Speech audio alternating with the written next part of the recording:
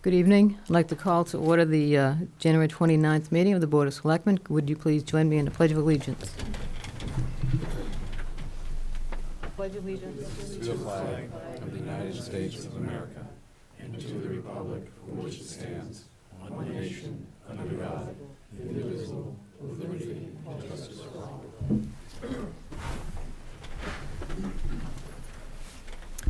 Thank you, and I want to announce that Chelmsford Telemedia is broadcasting this meeting live and also taping for later rebroadcast. If anybody else is audio or video taping this evening, please let me know at this time.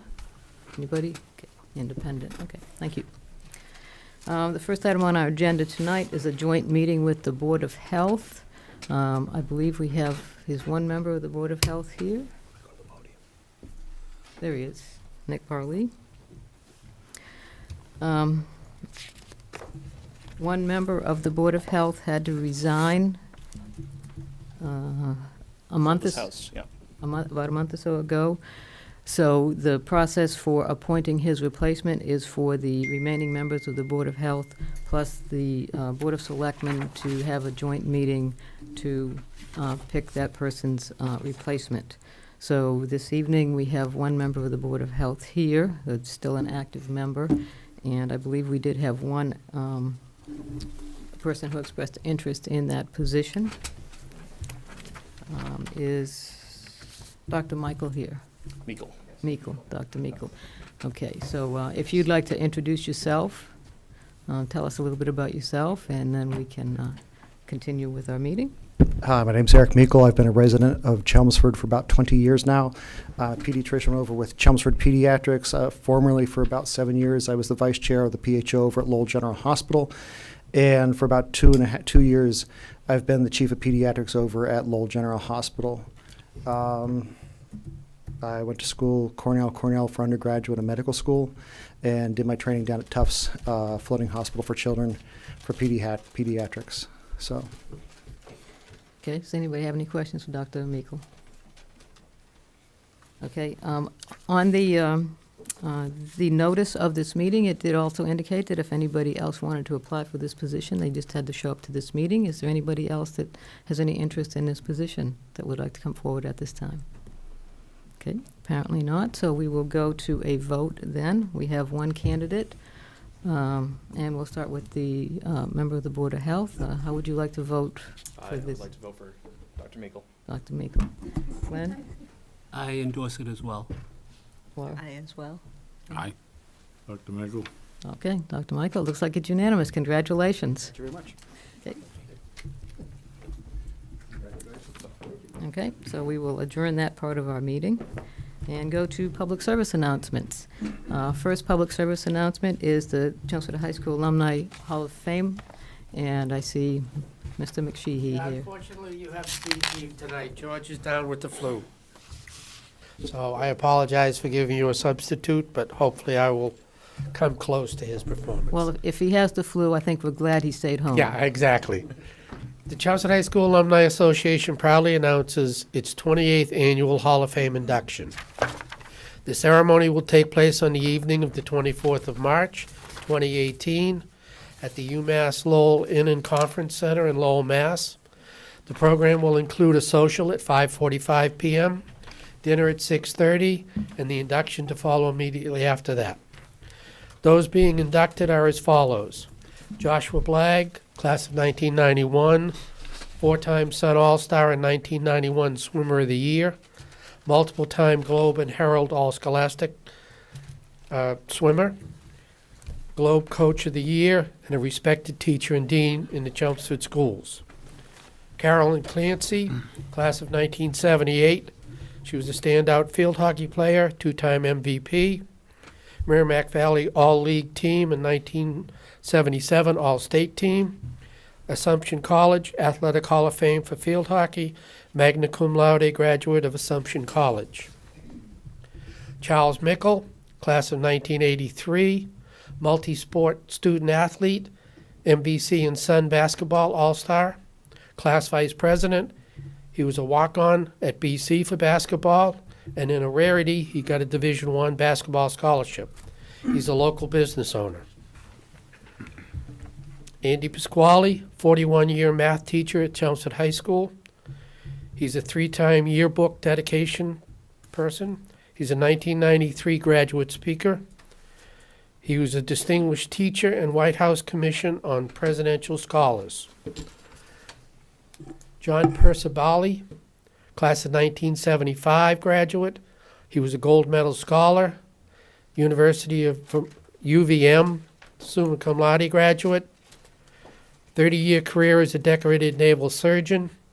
He was a field surgeon in Iraq and set up facilities for emergency damage control surgery.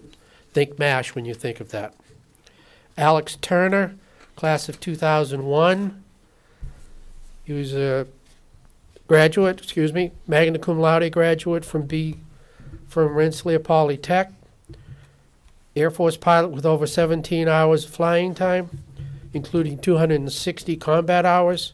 He just completed a 2-year assignment with the Thunderbird demonstration team. And I think I skipped a page. I did.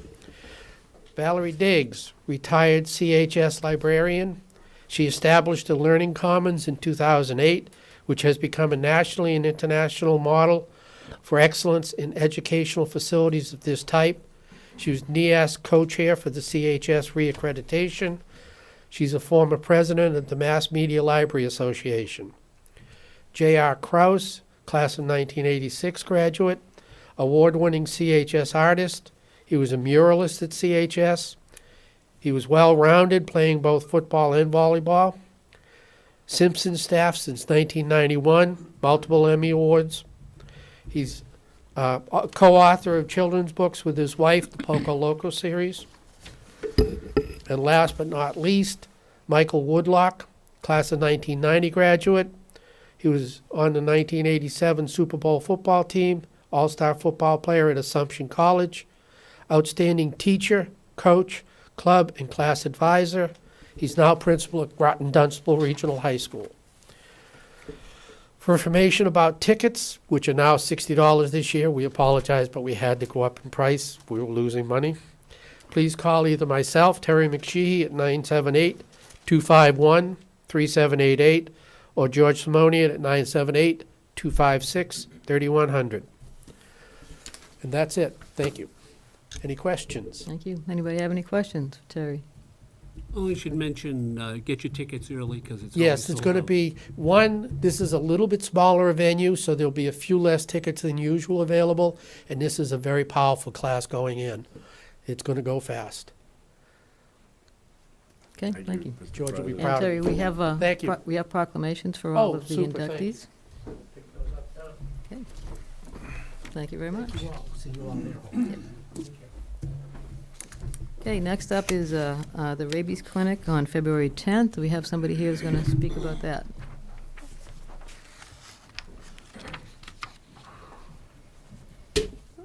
Good evening, everyone. Vivian Merrill, 23 Maple Road. Announcing this year's rabies clinic, which is being held a little bit later than normal this year. Eric was out earlier in December, and Mary Lou over at the town clerk's office was able to secure this date. But the clinic will be held on February 10th at the Chelmsford Dog Pound from 10 a.m. to 12. Same thing, rabies shots are $15 each, cats, dogs, ferrets, mammals of whatever sort. You can get microchipping done as well, that's $25. Those two parts of the program are open to everybody, anywhere, we don't care where you're from. Anybody can get them. And the town clerk's office will also be available to issue licenses for 2018. Those will be $15 for a spayed or neutered dog and $20 for unspayed or neutered. We ask that all cats and small pets be put in carriers, all dogs be kept in leashes, And if you have any questions, you can call the town clerk's office at 978-250-5205. Thank you. Anybody have any questions for Vivian? Okay, Bada bing. thank you. Okay. Okay, and our last public service announcement has to do with Winterfest. Don't see anybody in the audience to speak about Winterfest, so just kind of briefly go through some of the events. This is coming up this coming weekend. Tickets are still on sale for the Winterfest event at the library. They're $20 in advance, $25 at the door. That's Friday night from 7 to 10. Also on Friday night from 7 to 9 is the Scottish Country Dancing at the Chelmsford Community Center. And at 8 p.m. at the Chelmsford Center for the Arts is the Fernando Holtz Band. On Saturday, there's several events. Chelmsford Catholic Collaborative Pancake Breakfast at St. Mary's from 8 to 10. Chelmsford Cultural Council's photography contest at the library from 9:30 to 5:30. Chelmsford Dog Lovers, Chelmsford Dog Association at the dog park is going to have a snow painting party. We're going to have snow to have a snow painting party, I hope, from 10:30 to 1:30. The Central Cooperative Nursery School Winter Carnival from 11 to 1. That's, where is that? At the Central Congregational Church. The Malt Shop, sponsored by Girl Scout Troop 68172 at the Central Baptist Church. That's from 11 to 2. From 12:30 to 2 is the Winterfest celebration of dance at the Chelmsford Community Center, and of course the Chowder Fest at the Senior Center from 12 to 4. On Sunday at 1 o'clock, the Chelmsford Land Conservation Trust is going to have a winter walk at either Bartlett Woodlot or at Skunk Island, depending on weather and conditions. You can check the Chelmsford Library website to find out which location. There'll be a free public skate at the Chelmsford Forum from 1:30 to 2:50. If you bring a flyer with you, you can skate for free and even get free skate rental. From 2 to 4, the Chelmsford Cultural Council will conclude their Winterfest photography contest at the library. If you have any questions about any of the events, everything is posted on the town website and the library's website, so hope to see everybody there. It's always a lot of events and always a good time. Okay, we're at the open session of our meeting, if anybody would like to speak to us at this time. Good evening. My name is Thomas Moran. I'm Precinct Rep in 8, and I've formerly served on the board. And the reason I'm here tonight is there was an article in the Lowell Sun on January 26th. I don't know how many of you saw it, but it deals with the train study, and it has $4 million of federal money, and they're going to do a train study from Manchester, Nashua, down to Lowell. We went through this before, and we actually got on the list to have a train station in Chelmsford, and this was back in 2003. This is a real study, and I think it's going to work because Governor Sununu has committed $4 million in federal money. The study will not contain a train station for Chelmsford unless we get involved. In the Lowell Sun article, which I think is one of the worst pieces of journalism I've read, but and I tried to call them on it, so I'm not saying things out of school, but they don't return phone calls and they don't talk to you after they publish. But just a few things I'd like to read to you that appear in the article, and it says, and for the residents of Nashua-Manchester corridor, one of the fastest growing areas in the country, it would provide the luxury of less stressful commute by train into Boston or for work or entertainment. For New Hampshire, extending rail service comes with many benefits. For Massachusetts, not so much. A commuter rail option would certainly make it easier for Greater Lowell to work and shop in New Hampshire. I think we do that now. I don't know if anybody hasn't done that. I was pretty amazed at that because the commuted rail in Nashua wouldn't be at the mall. That's where everybody's going right now. And the reason I'm here is because I think it's extremely important, even though we're not talking tomorrow or this year or next year. This is probably a 7 to 8 year function that's going to happen. But if you don't get involved in the planning, and by the way, it's federal money for planning, when we did that back in 2003, we crashed their meetings. We went to their meetings uninvited, myself, Andy Sheehan, and Bernie Lynch. And eventually, we kind of became friendly together, and they recognized the fact that getting the MBTA to run the service would require a lot of political connections and assistance from Massachusetts. Now, if we don't have a train station, you're talking about an hour and 12 minutes from Nashua to Boston, and all we're going to get is the pain and the gain, no gain. This train will run about 62 miles an hour. The opportunity and the benefits are tremendous. And I think what we don't have, look at today as an example. I went and spoke to every board that was touched by the potential for commuter rail.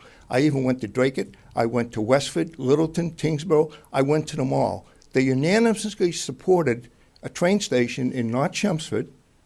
As long as it was accessible to them, they had no problem. In our study, we actually identified where the train station would be in North Chelmsford. We also identified the garage. The land is still there, by the way. And the amazing thing to me is what they're saying in this article is they don't care about the clogged traffic and the cut-throughs and the things we're seeing today. Try getting on, from Drum Hill and going to Leahy Clinic if you got a 10 o'clock in the morning appointment. Good luck. You'll at least be an hour to 2 hours late. The clogged train station, when I went to Scanlon at the LRTA, I asked him for support, and he said, Tom, come on down, and I did. And we walked through the train station. It's all full of New Hampshire cars. That's why you can't get a parking spot in Lowell if you want to use the train.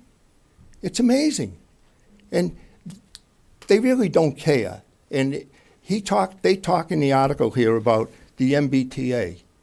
It's a Massachusetts organization, and it shouldn't spend the money. I don't think they've ever spent a nickel in the history of the MBTA on any service for Chelmsford.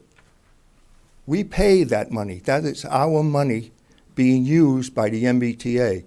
We're paying for the big dig, and we will for a long time, and paying for the MBTA it's our money too. And why wouldn't we ask the MBTA to do this? Why isn't it good business sense? It makes a lot of sense. And when I talked to, at that time, Marty Meehan was congressional leader, he supported it. And at ULowell, excuse me, I got a little cough. At ULowell, a train station that stops at North Chelmsford would be an easy commute for shuttle bus to all of ULowell. And you can't get a parking spot in ULowell. And it's part of the whole clog that we have with traffic in Chelmsford. I mean, it will reduce the traffic. People aren't going to park in Lowell if they live in New Hampshire to go down to Boston. And the advantages of being in Chelmsford are very significant. When Newburyport, when I was on the board, Newburyport, during this study, got their train system going, and the property values doubled within 6 months. In North Chelmsford, you would see a tremendous growth in also property value growth throughout Chelmsford. People want to live near commuter rail. They don't want to fight that traffic on Route 3. So I ask you tonight to take under careful consideration not just the comfortable exercise, but the economic value of having a train station. People looking for employment want to live near commuter rail. They don't want to drive to work. If you want to go, and another advantage is, if you're going to the airport, it takes 3 hours to get to Boston, and where do you park your car? Or you pay $100 to go one way in a Uber driver. Now, the advantage of having a train station in North Chelmsford is you can go to Manchester Airport in 40 minutes, and you don't have to park anywhere. It's a big advantage for us, and that airport is expanding. There's tremendous advantages, and I could name quite a few. The thing that disappoints me, though, is the Lowell Sun's notorious every time something good happens in Lowell, they talk about the vision of Paul Tsongas. I was a good friend of Paul Tsongas. I can tell you, he had a good vision. But they think if you don't live in Lowell, you don't have a vision. Well, I think we ought to have a vision of having a train station. I think it's doable, and I think if we miss the boat and we don't get actively involved early, I think we run the risk of not being involved. And I don't mind spending the LRTA money. I mean, they've never spent a dime on us. And if they're going to spend it from Nashua to Boston, or to Lowell, then Boston, why not spend it on us? So I think you got an opportunity. I'm just trying to stir you up a little bit so you don't run the risk of not getting involved. The big risk now is to do nothing and saying it's not going to happen for a while. It'll move fast. When I went there with Bernie Lynch and Andy Sheehan, it moved very fast. If they had gotten the money and they came close to getting it, it would have happened. So I thank you for your time. I appreciate it. And I hope, if you haven't read this article, by the way, you should get a copy. If you want to get angry at the Lowell Sun, Lowell's greatest newspaper, I think it's their only one, you'll know exactly what I mean. Thank Okay, you for your time. Thank you, thank you, thank you very much. Okay, anybody else?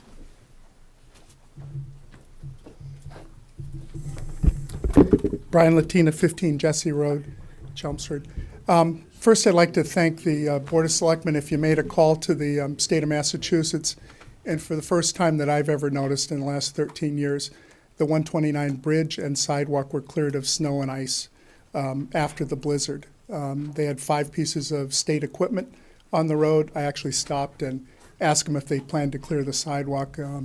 I mentioned that they did a terrible job of it, but it melted in a couple of days, and that bridge was passable for the first time in my experience. So if one of you called, or if my son Matthew's little speech made any difference, I really appreciated that a lot, both from our state and our town. So thank you on behalf of anyone that's ever tried to cross that road.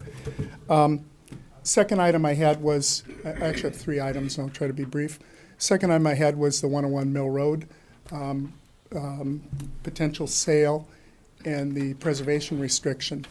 I had the great pleasure of watching the Board of Selectmen consider a 30-page document couple meetings ago, and they handed off and held their vote up to allow the Historic Commission to review the 30-page preservation restriction I think you formally voted on, to reduce it somewhat. And at the meeting I watched afterwards, our town lawyer was charged with reducing that rather large document to a single page. I believe that was done. However, the next night, I sat next to one of the selectmen liaisons at the Historic Commission and watched how a team could come together and look at a document like that and edit it, first pass edit, I'm assuming. And that was pretty impressive to see how the team worked and considered each and every paragraph and word in that document. I don't think we're quite there yet. I think it needs to be digested and thought about. And I'd ask your consideration in pausing and possibly waiting to sell the property after you have a chance to read that document, consider it, and allow the Historic Commission to have your feedback before you vote on that document. Third item, there is a citizen petition for a non-binding question on the, we're hoping to get it on the April ballot. It's a non-binding public opinion advisory question for us, and what it involves is multifamily zoning. And if I might, I'll read the non-binding opinion here, and we're looking for 2,500 signatures. In the past, we didn't need that many signatures to allow the public to vote, to allow the public's opinion to be considered when we do any kind of town meeting rezoning, or bring these kind of questions to the town and say, what is your opinion about multifamily zoning in this case? Right now, the last planning board meeting I saw, they had a discussion that we should consider, the planning board only, up to 30 or more units per acre in in our multifamily districts, 30 units per acre. I don't know if anybody's been to New Jersey. That's Fort Lee or Leonia. That's 30 units per acre. And to have the planning board in the last meeting discuss that, I think everyone should pull up that meeting and look about halfway through the meeting and listen to what they're saying and consider 30 units per acre when your single-family house is typically 1 unit per acre. Along those lines, the Turnpike projects that was just approved by our same planning board set the number at 19 units per acre. RM, that was supposed to be a transitional buffer zone between the 129 district and single-family houses on Turnpike. They're building, I think I said it last time, if you count the 2 garages underneath the buildings, 16 stories worth of buildings in the Pine Grove opposite Warren Avenue on Turnpike. 16 floors, 48 units on each floor except for the 2-story building they stuck in the front. If you want to see one of those, there's one on the, was interested in the last discussion, there's one on a railroad head in Wilmington. You can see that. To give you a sense of how many buildings that is, on Turnpike Road, opposite the DPW building, there's 3 4-story buildings. If you count the garage underneath, there are 2 5-story buildings and a 2-story building, along with a garage and some sort of a center, 19 units per acre across from single-family housing. So we're asking for 2,500 signatures so that the public can say that, like we believe, that the RM district, as we believe it's codified in our zoning bylaws, at 4 to 6 units per acre. So we're saying 4 to 6 units per acre, not 19, not 30 or more. So if anyone would like to sign that, there's a team down at the library Saturdays and Sundays, and you can pick up a signature sheet, have your friend sign it, or at least read about it, decide whether you want to sign. Several hundred people have already signed, and the comments are mostly of surprise that we would be building such things in our town. So if you're interested in signing, I have one with me tonight. If you have any questions, I'd be happy to answer. If you'd like to come to the library on Saturday or Sunday, you can sign and pick up sheets. We've had quite a bit of success. A few people have thought that we do need lots of housing in our town. One lady even suggested that we convert all of our churches to multifamily housing.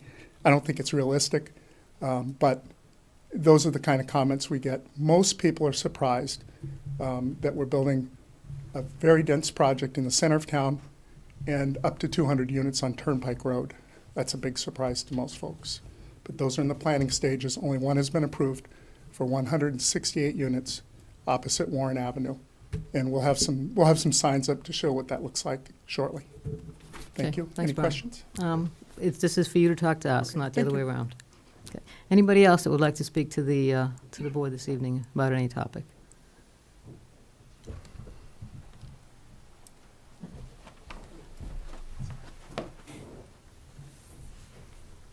Good evening, Deb Taverna, 109 Billerica Road. I'm a member of the Historical Commission.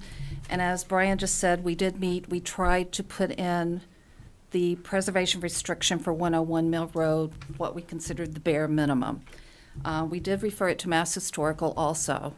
And the problem with putting the bare minimum in is I think we're going to open ourselves up to problems down the road in enforcing the restriction. So I would like to at least maybe delay this vote and let us work on it some more and with some input from Mass Historic. I know they did send a letter that we did refer to the town manager's office with their issues, with the restriction as worded. But I would like your consideration for that. Okay, well, we will be talking about that later on in our meeting. Thank you. Anybody else?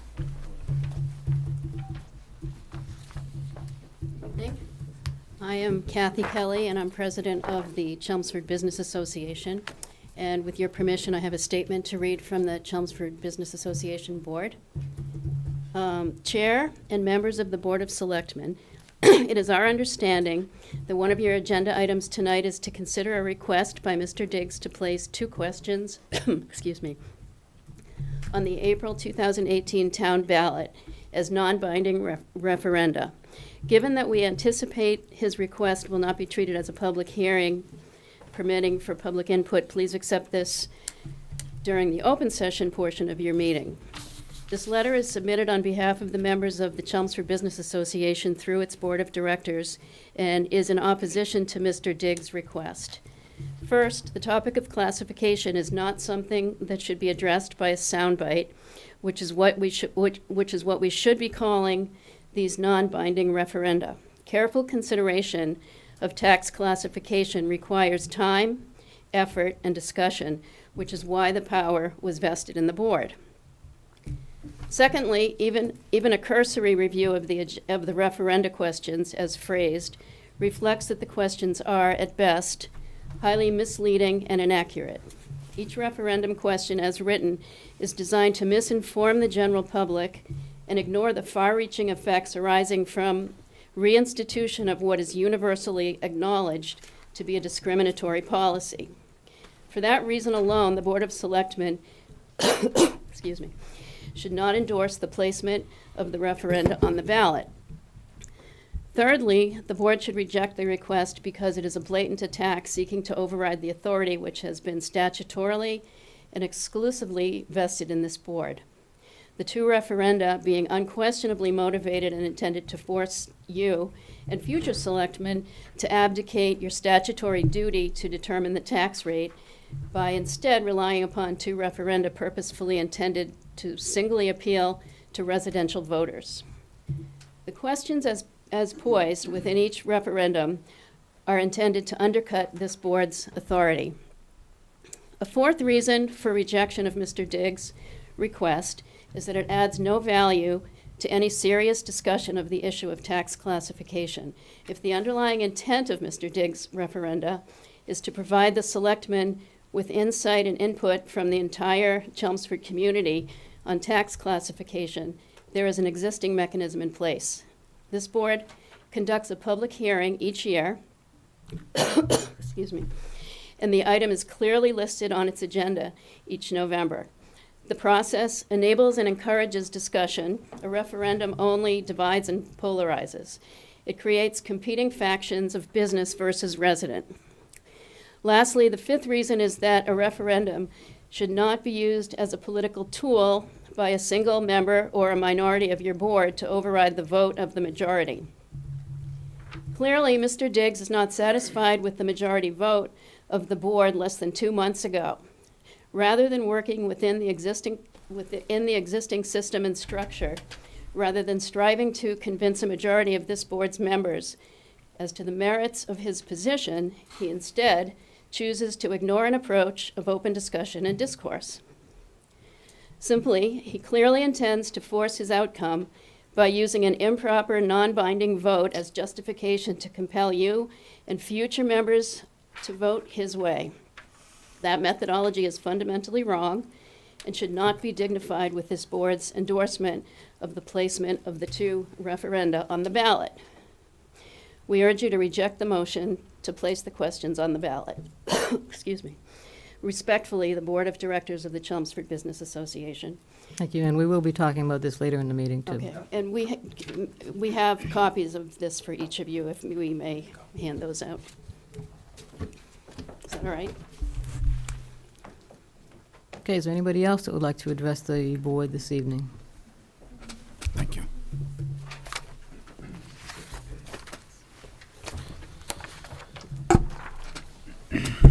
My name is Eric Salerno, 6 Loisel Lane. I serve on the Economic Development Committee. However, I'm not here representing that organization or committee.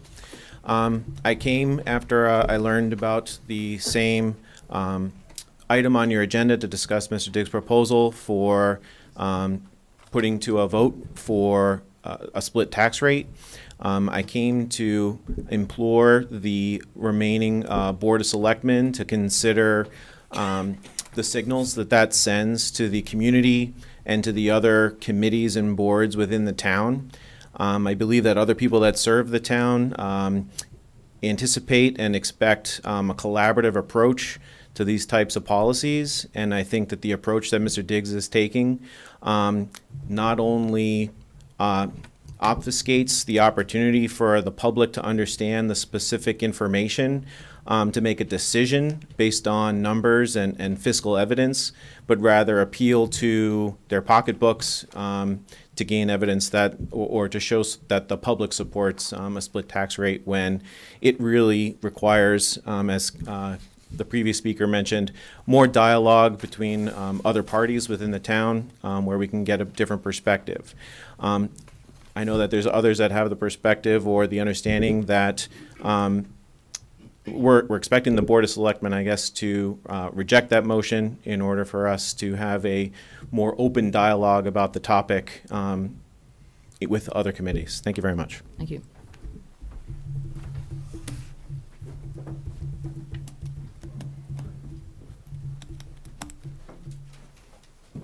Emily Antle, 9 Mansfield Street. I'm also here to discuss the split tax rate. I think that a public hearing plus a ballot question is an excellent way to get adequate feedback as long as the information is presented factually, accurately, without bias from both sides. And even better would be if both sides wanted to present their own biased version so that people can read it. The information has to be disseminated correctly. And I think that it's patronizing to assume that the voters cannot understand something like a split tax rate when we can see evidence from similar towns that are demographically and economically equal to Chelmsford that have split tax rates. We can see what the difference is in their budgets because they are open and public. We can see what the difference is in their school systems, which are often upgraded and updated.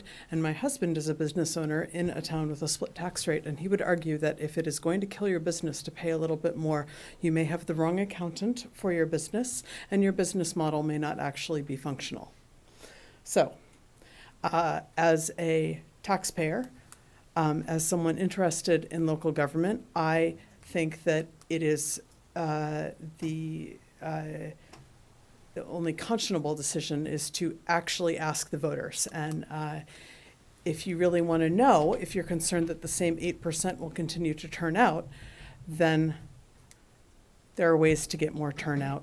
Vote by mail, really informing, engaging people on more platforms than just a paper, which a lot of people don't get anymore, or local cable shows, which a lot of people don't see anymore. So if you really want to engage, you can actually send out bullet sheets with real information from real sources, with real numbers and real facts on them. You can actually do that. It takes a little bit more work on your part, but I think that a public hearing plus the ballots would be absolutely the correct signal. You would be indicating that you trust the voters of the town to actually think and to make decisions, that you welcome their input, and that you understand that when it comes to something as serious as this, that people will consider it appropriately. Thank you. So, thank you.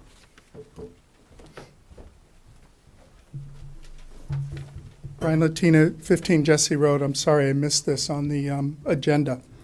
I would like to remind this board that when Christine Bowman came to the board with the citizen petition, the one I just discussed, this one, with 20 signatures, 20 citizen voter signatures, this board, after some discussion, said that a non-binding vote talking about the zoning bylaw possibly would confuse voters.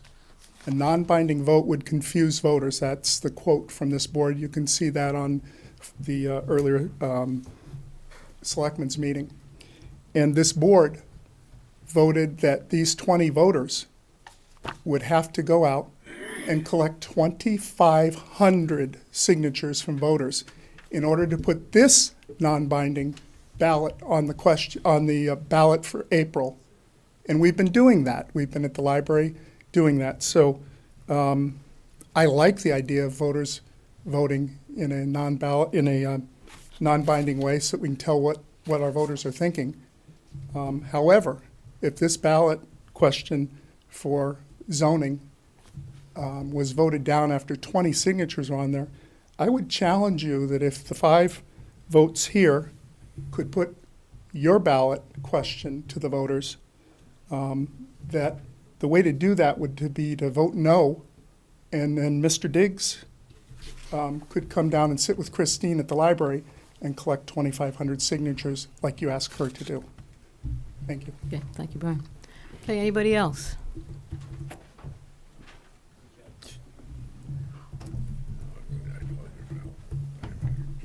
I'm Helen Blasioli at 19 Augusta Way in North Chelmsford. I appreciated what I've heard tonight, which was a little different than what I thought at 3 o'clock today.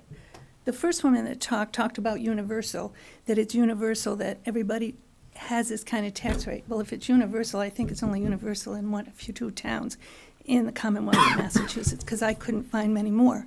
That's number one. Number two, I heard what the gentleman just said about needing 2,500 signatures. I bet you we can get 50 to 100,000 signatures if we do that. But in the meantime, what I really want to say to you guys is, please think that you were put on this board by everybody. And the last time when it took a vote, it was very disheartening to me to hear these businessmen out there just whooping it up, because they won. What did they win? They won a lot of people in this town who will not go into their stores but will drive up to New Hampshire. They better think about that, because that's a fact.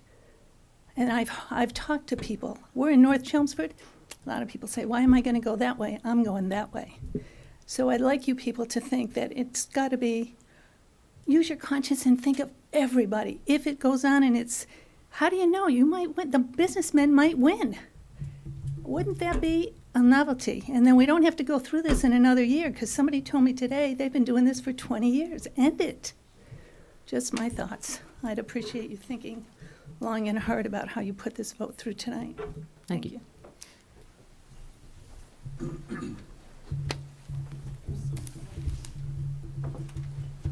Good evening. Jeff Hardy, 5 Maple Avenue. Jeff Hardy, Hardy Doric Incorporated, 22 Progress Avenue, and for full disclosure, a director with the Chelmsford Business Association. Addressing the referendum in front of you.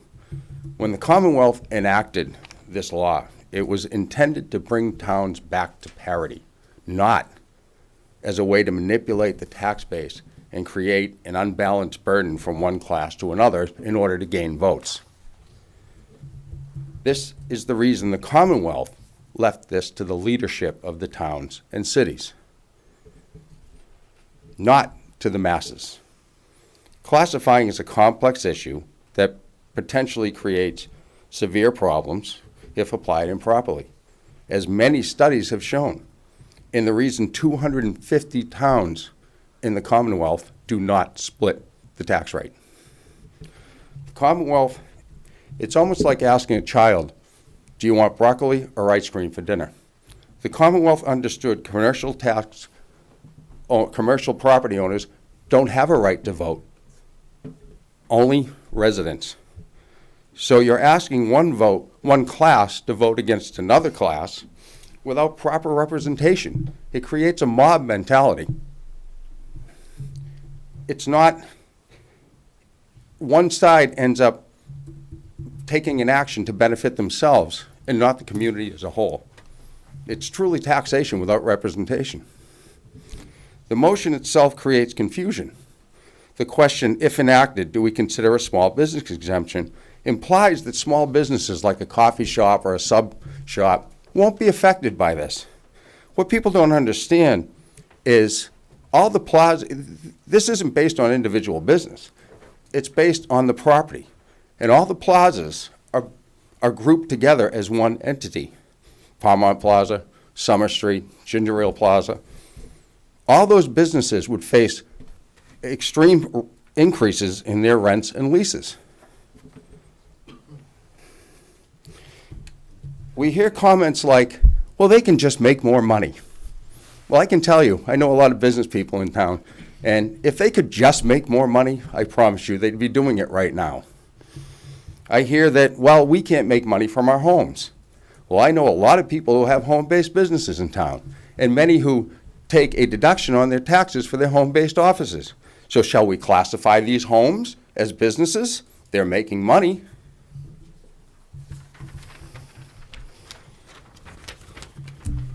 The latest we've been hearing quite a bit is the seniors need a break. One thing that I've been in this town over 50 years, issue that is constant is taxes, education, and the care of our seniors. These are issues we address as a community, and not the responsibility of one class or another. This board should be reaching out to seniors to educate them on the benefits and the resources that are available to them right now, not creating a false narrative to somehow place responsibility on a small segment of our tax base that, by the way, really has no effect on the issue at hand. The evening of the recent classification vote was followed by announcements of the closing of 2 restaurants.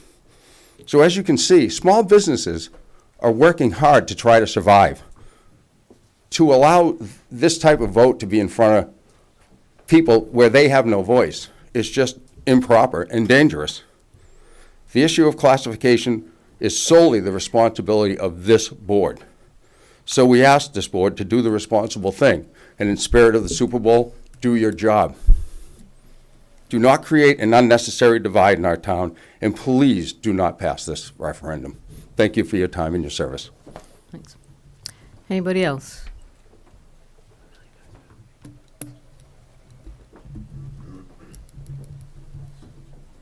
Excuse me, Steve Flynn, 13 Dayton Street, Precinct 3 rep. Before I came tonight, I pull up my dictionary, and I want to know the definition of a selectman, of a select woman. And basically it said it represents the people in town, all residents, not business residents, senior citizens, all residents. It's a non-binding vote. The past gentleman just said 250 towns, but out of those 200 towns, less than 10,000 people, okay? So that's sort of a myth. It's something that I didn't know this was even coming up till I saw the Lowell Sun, to be quite honest with you, this morning. And it makes sense to me that the people who are the majority of residents in town should have a say, at least express their opinion. It's a non-binding thing. It doesn't say we're going to do this and going to do that. That will come up next year when it comes up again. But it gives them the opportunity to be part of the group here. They're paying, and I'm not seniors, I'm talking all residents in town. It's get to a point where the public should have some type of input, not individual groups who have this input, it seems, but all residents who pay taxes in town here. They should have the opportunity, folks, to go on this situation, on the ballot, not the ballot, but on the referendum, and give them an opportunity. That's all they're asking for. And, we've been fighting this for too many years. It's got to come to an end, one way or the other. So you 5 folks here, you represent all the people, not a certain group here or a certain group here. Think about it. That's all I ask. Thank you. Thank you. Anybody else? Okay, thank you. Next on the agenda is committee vacancies. All right. We have committee vacancies as of January 29th, 2018 in the following committees. Board of Appeals, 1 associate member. CCA Advisory Committee, 1 member. Center Village Master Plan Implementation Committee, 1 vacancy. Civic Committee, 4 vacancies. Community Action Program Committee, 2 vacancies. Cultural Council, up to 21 vacancies. Energy Conservation Committee, 2 vacancies. Holiday Decorating Committee, 4 vacancies. Parade Committee, all applicants welcome. Public Celebrations Committee, 5 vacancies. Recycling Committee has 1 vacancy. Sign Advisory Committee has 2 vacancies. Skate Park Committee, 2 vacancies. Tree Committee, 1 vacancy. And Vinyl Square Strategic Action Plan Committee, 1 vacancy. If you're interested in serving on a town board or committee, please apply on the town website or contact the town manager's office. Thank you. Okay, next on our agenda is the 101 Mill Road property. We have the latest iteration of the preservation restriction that was generated by Town Council, Paul Haverty. Do you want to talk any more at all about that? Sure. And the latest iteration actually is came from the Historic Commission through Mr. McCall, and then with revisions from me. So it's not simply my revisions. Actually, there's been quite a substantial revision since the last time we were here.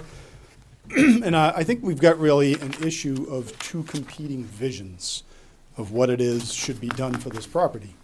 As you're aware, originally there was a very extensive, what was similar to a preservation restriction, but was not going to be held as a preservation restriction.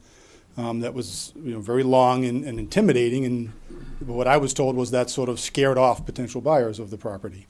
And what I was charged with was preparing a restriction that would be placed on it that would essentially accomplish similar goals to what the lengthy restriction would have accomplished, but in a manner that wasn't going to scare off potential purchasers. So what we got back sort of was pushing the ball back in the other direction, and was trying to beef up, because the commission had some concerns with the much leaner restriction that been prepared previously. So I don't know if you've all have the latest version in front of you.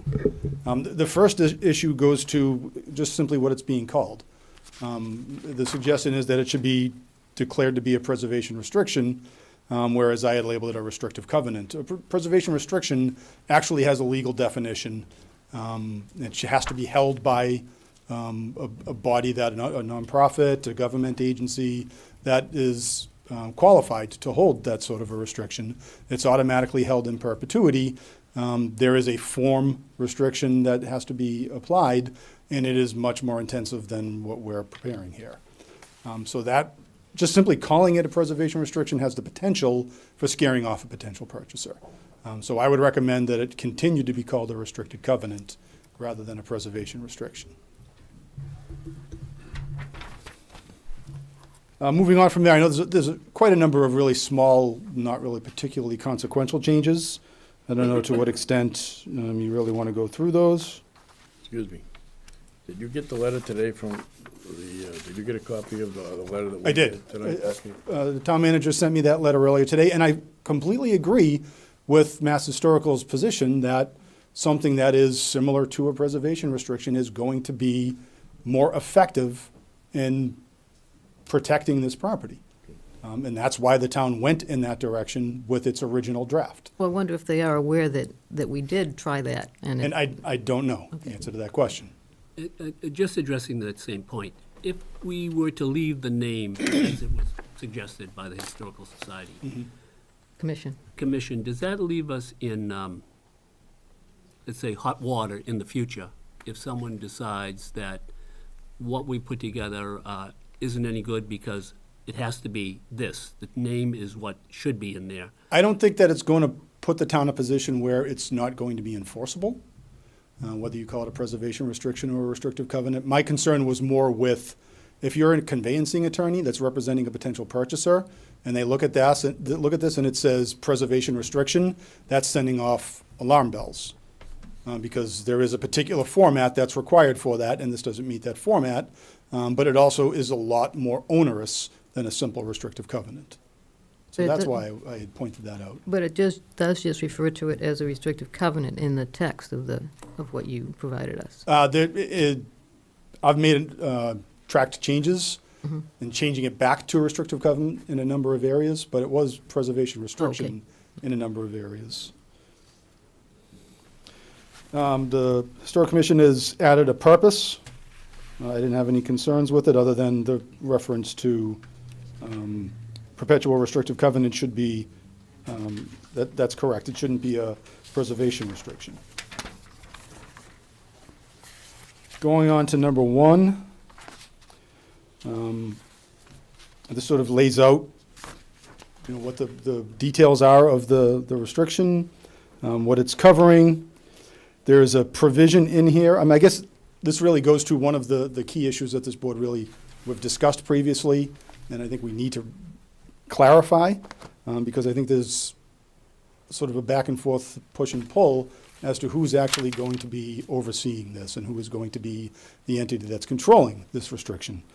So there was a provision that the board had instructed me to put in previously that said that the Historic Commission would make a determination if there were any changes and whether they're acceptable, but that there would be an appeal route to the Board of Selectmen. There was a proposal that that be stricken and simply left to the discretion of the Historic Commission. So I restruck that and put back in that it should be the appeal to the Board of Selectmen, as you had previously discussed. But I mean, that's a policy issue, for you to work out. Is I don't that in this copy? I don't see that in the copy I have. That's not in the copy I have. Right. So I have parenthetical. I don't know if you can see. You can't see that. Yeah, we weren't given the edit Such sheets. approval shall not be unreasonably withheld, and then it stops there. Right, so they don't have the version that I sent over. This may not show the track changes. That may Yeah. be the problem when it got incorporated. I asked Christina about this today. She was trying to email me the track changes, but I couldn't get it to show up.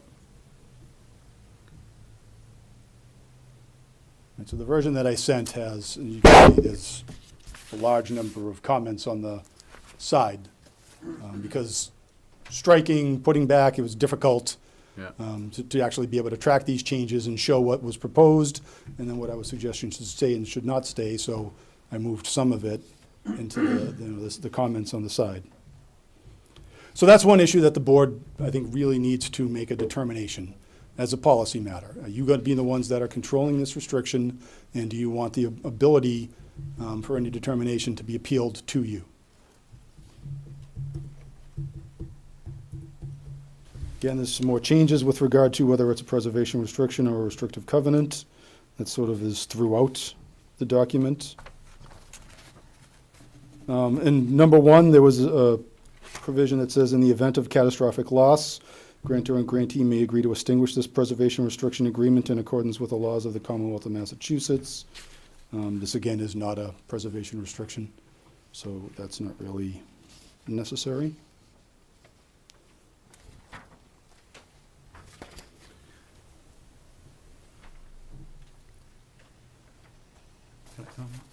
There's some language in here, again, going to the issue of preservation restriction. No amendment shall be made that will adversely affect the qualification of this preservation restriction or the status of the grantee under any applicable laws, including sections 170H and 501C3 of the Code and the laws of the Commonwealth of Massachusetts. That would not be applicable to a restrictive covenant. That's only for a preservation restriction. Well, I just want to, quick point, only. Sure. Because I think there was a breakdown here somewhere in the communication process.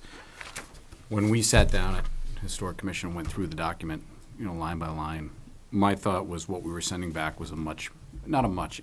We went from 3 pages, I think we added it up, and it came to maybe 5.5 or 6. Mm-hmm.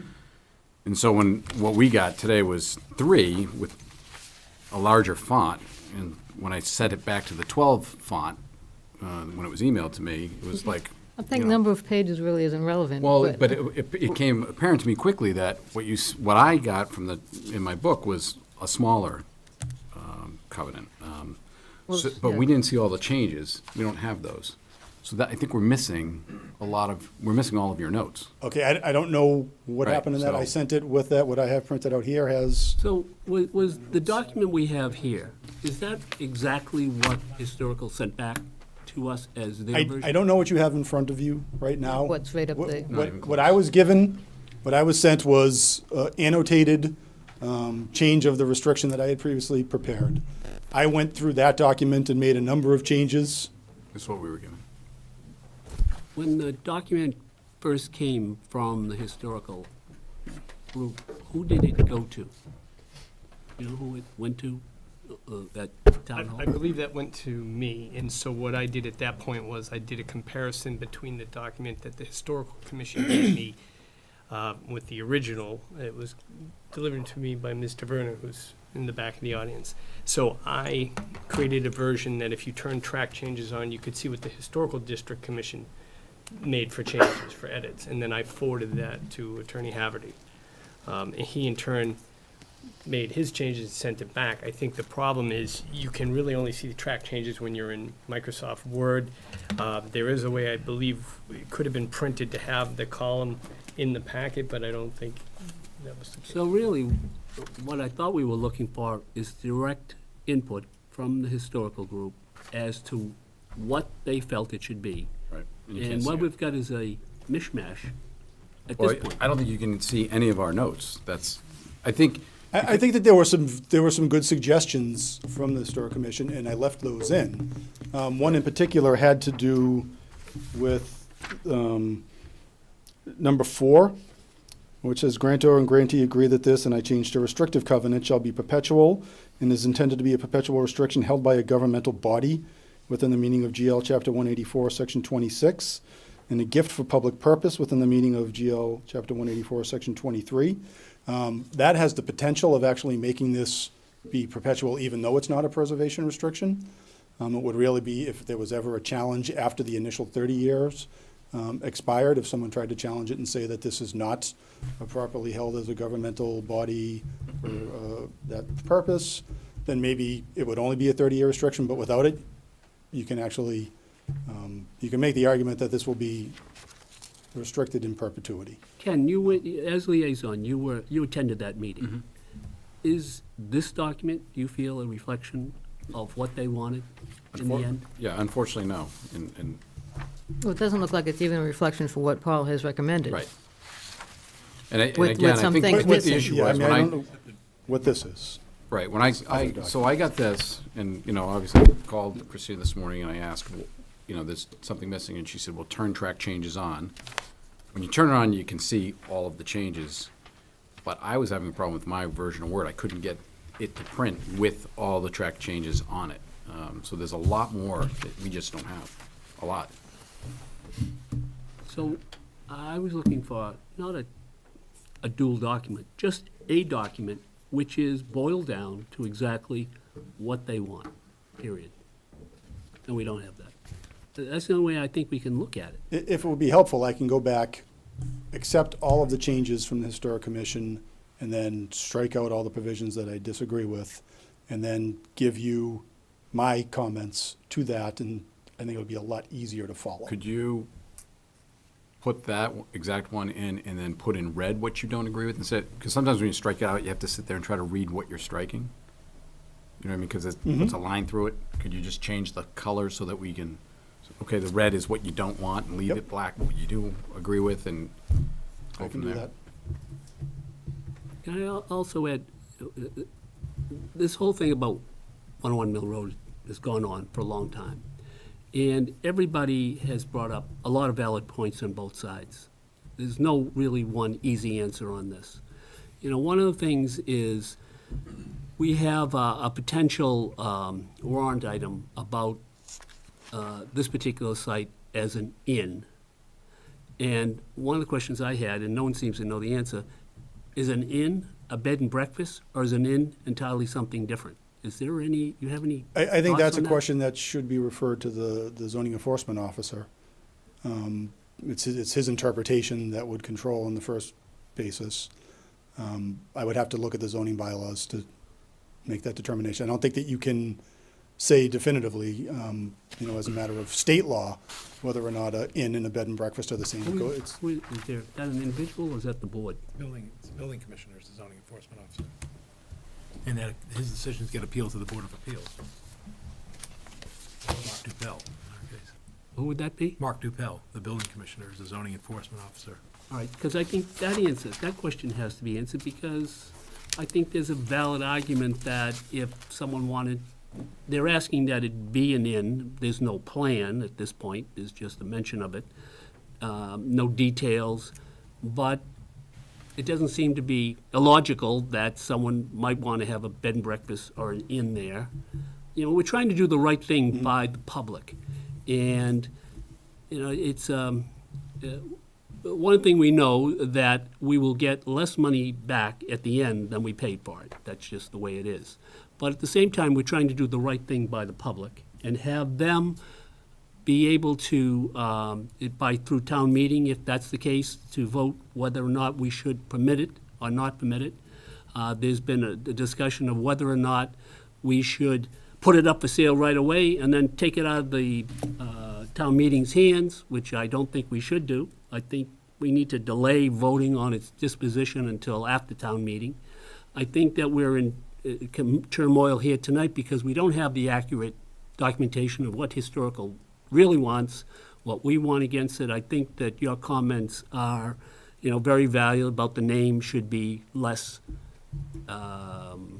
formal in terms of historical preservation.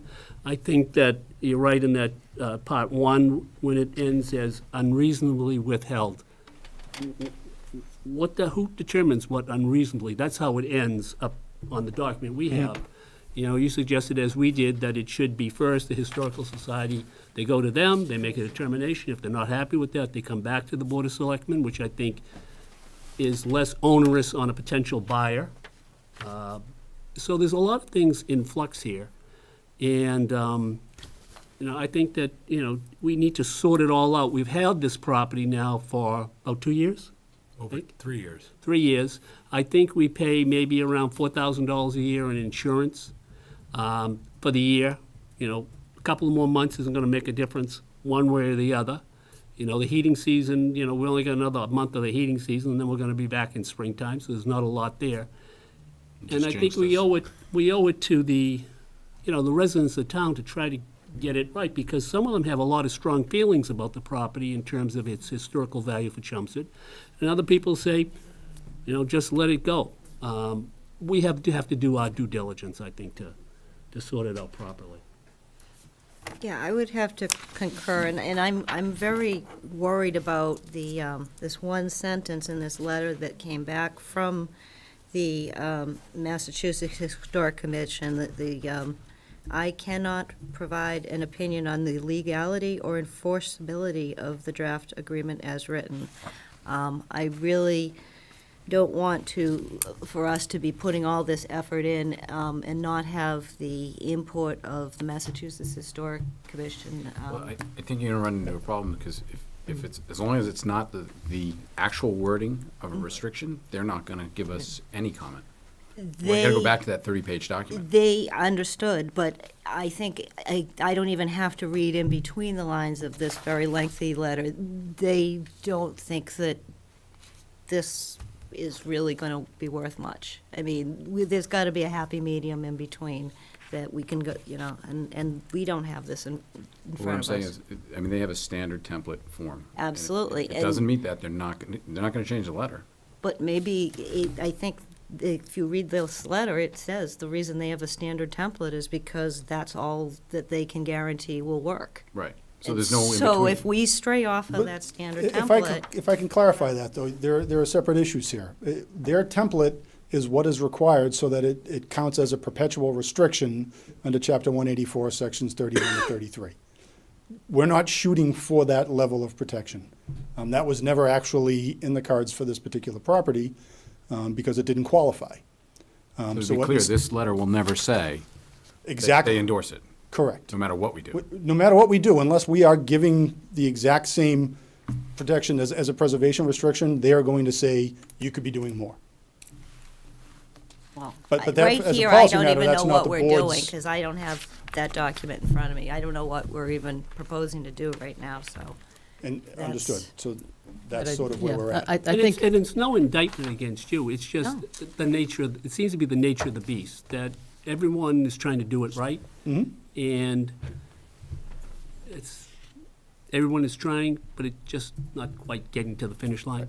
And that's what I was attempting to do in what I sent. Unfortunately, it didn't come through the way that I sent it, was I was trying to keep as much of the recommendations that the Historic Commission made while also trying to follow the direction that this board gave me initially, which was to try to pare it down and to have the board as the body that's sort of driving this. And I think, Paul, you're sort of in an odd situation because you have some members of the board, like myself, who thinks I'm okay with a longer restriction, and even if it lowers the price a little bit, versus someone else who might say, no, I want a smaller restriction, so we get topped out, because you have to sort of find the happy ground here, but Correct. I thought we had that, and I think if we printed it the I way think- we talked about, we we may might be see it. closer than we think if Yeah. we actually get We this just to you need- in the proper form. We need something to talk about. Yep. Okay, so it sounds like we need another iteration, and given what, what Glenn just mentioned, I mean, I did receive an email a few days ago from Ms. Paley, who is proposing the inn, and she did ask if we would postpone making our decision till after town meeting. If that is the sense, then maybe we have another Can I ask couple meetings to finalize this. this may make me sound a little uncertain here, but that land is already zoned to be an inn, correct? That's what we don't know. Zone residential. What was there was an exempted use, which was educational and childcare, which under Mass General laws and the zoning bylaw are allowed in any district. Okay. It is residentially zoned. Now, again, this inn, as you say, is ill-defined. Is it a bed and breakfast, or is it Right. a?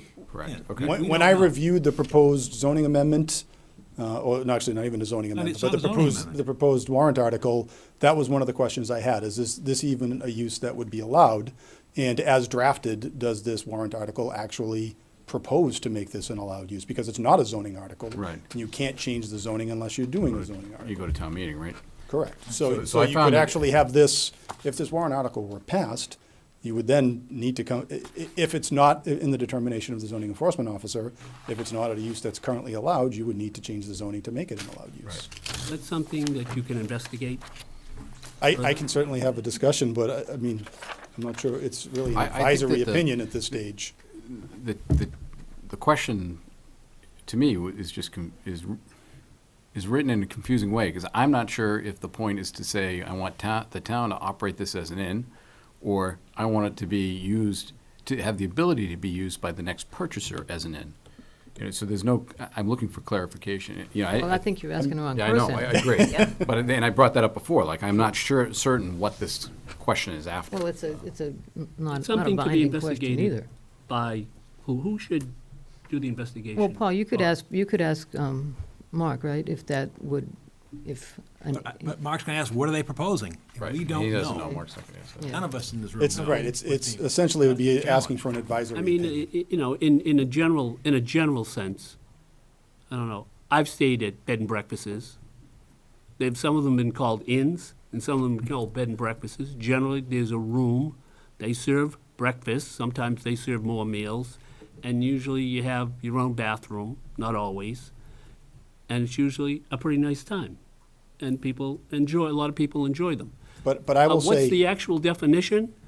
I will say I have run No. into issues where there has really been that sort of hair splitting, the difference between an inn and a bed and breakfast based upon the number of beds. For rooms. But there number of are rooms. many, many thousands of them in the state of Massachusetts, I'm Mm-hmm. sure. Maybe not thousands, but many hundreds for sure. And they're all operating, and there's got to be some rules. Well, there are rules, but again, zoning I buy a bylaws house in are Chelmsford, and applicable. I decided I want to have a bread and breakfast. Can I do it?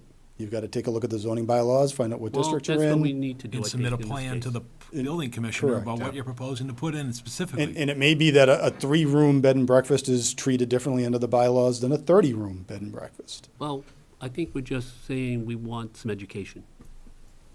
Well, I think And- I think first we need to have this, And I this think we- confirmed, and then depending on who buys it, if that person buys it, then yeah, we need to go down this path. If not, then maybe we don't. And the question is, when he buys it, is he thinking there's a possibility that it could be an inn or a bed and breakfast? Or That's buyer beware. Exactly. Talking like a true landowner there. over there.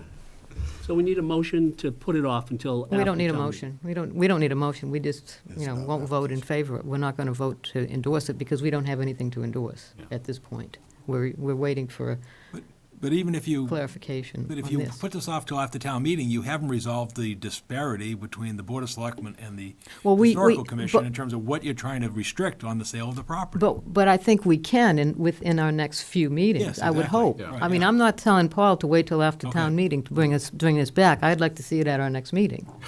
Poor Paul, you've been carrying this for 3 years, man. Well, and we've gone through a study committee, we've gone to town meeting Yeah. twice on this article. Yeah, let's not do short service to the effort that Bill Griffin and his committee put in. Right. They envisioned such a use. Town meeting didn't support it. Right. And the town meeting then gave the authority for this board to dispose of the property. Oh, we did To- everything. to Now we're going, correct now we're going back in that circles. statement, town meeting didn't support a $20,000 study to come up with this plan. So, having spoken with Joan Paley this morning via phone call, her question, and I guess my question as well, would be, how does someone such as a resident like herself go about applying for the funding or other things required to come up with this final plan when she's not the property owner? So she's looking at different ways to finance this project, to come up with the business plan, and looking at grants, looking at working with other businesses and how that model might work. But how would we then be able to move forward so that she could finish this? Or does she turn this information over to the town and I somebody don't think here would that's up ask? for us. I think that's whoever's going to purchase the property. I mean, we can wait till after town meeting. I'm okay with delaying. It's only a month and 2 months now till town meeting. Got a lot on our agenda before then. But after that point, I think the town steps back from whoever purchases the property, and it's up to them to get their plan in place and their financing in place. And Madam Chair, I do think that, to an extent, is a negotiating issue as well, so perhaps something that should be discussed in executive session.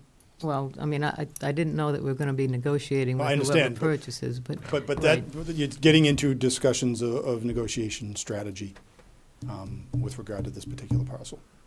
Once you start to go down the Okay. path of All how right. do we structure Okay. the sale. So, are we agreeing to put it off until after town meeting? We're agreeing to put off the putting it out to bid. We're not agreeing, as Right. far as I'm concerned, putting off Investigation. finalizing this, I would this think covenant. the only thing we agree on tonight is that in 2 weeks, we come back with the right covenant and discuss Correct. that. Exactly. Not putting it off till after town, Correct, we'll talk about that later, but let's just get the covenant right. correct.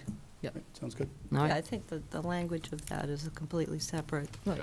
beast Yep. from the sale. And that gives the people who are investigating More time. an in to formalize their warrant maybe a little better. Yeah, I mean, Okay. I spoke with Joan, and she said, I need time. She's had. Okay, a she's lot going to of have time.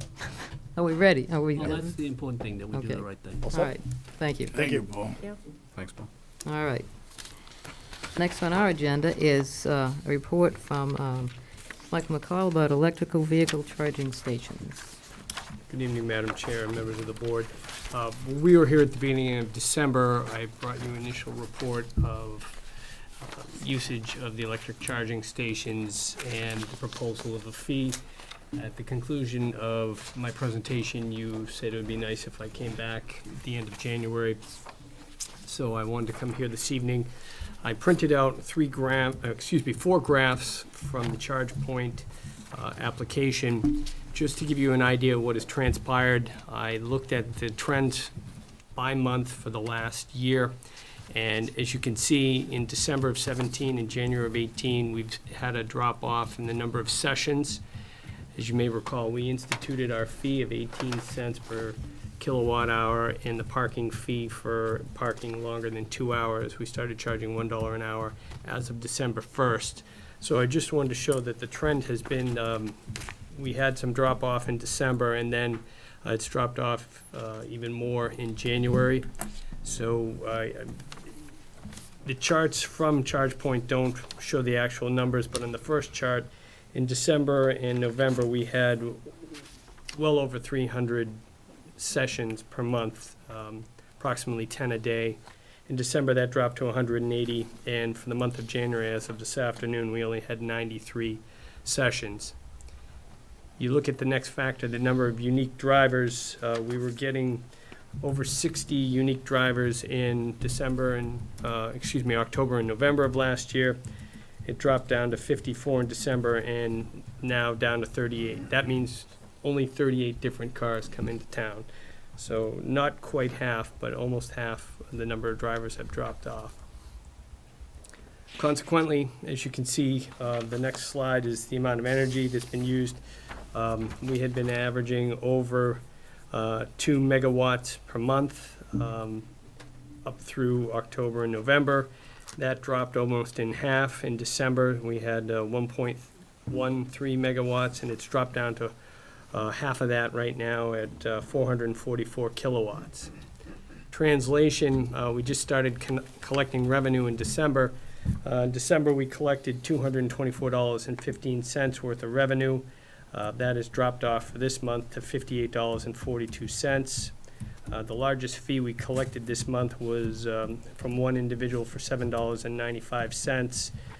The average was $1.05 with the median at 42 cents when you broke down the list. So there was a handful of people that had stayed there over the 2-hour minimum, so we were getting our fee primarily from the parking. But the majority of people now are only staying, the average session time is 2 hours and 4 minutes, which is almost in half. So it seems to me, of the, from what I can glean from these reports, is we have a good number of unique drivers now that are aware of the fees, and they're coming regularly, and they're, on the most part, logging out under 2 hours.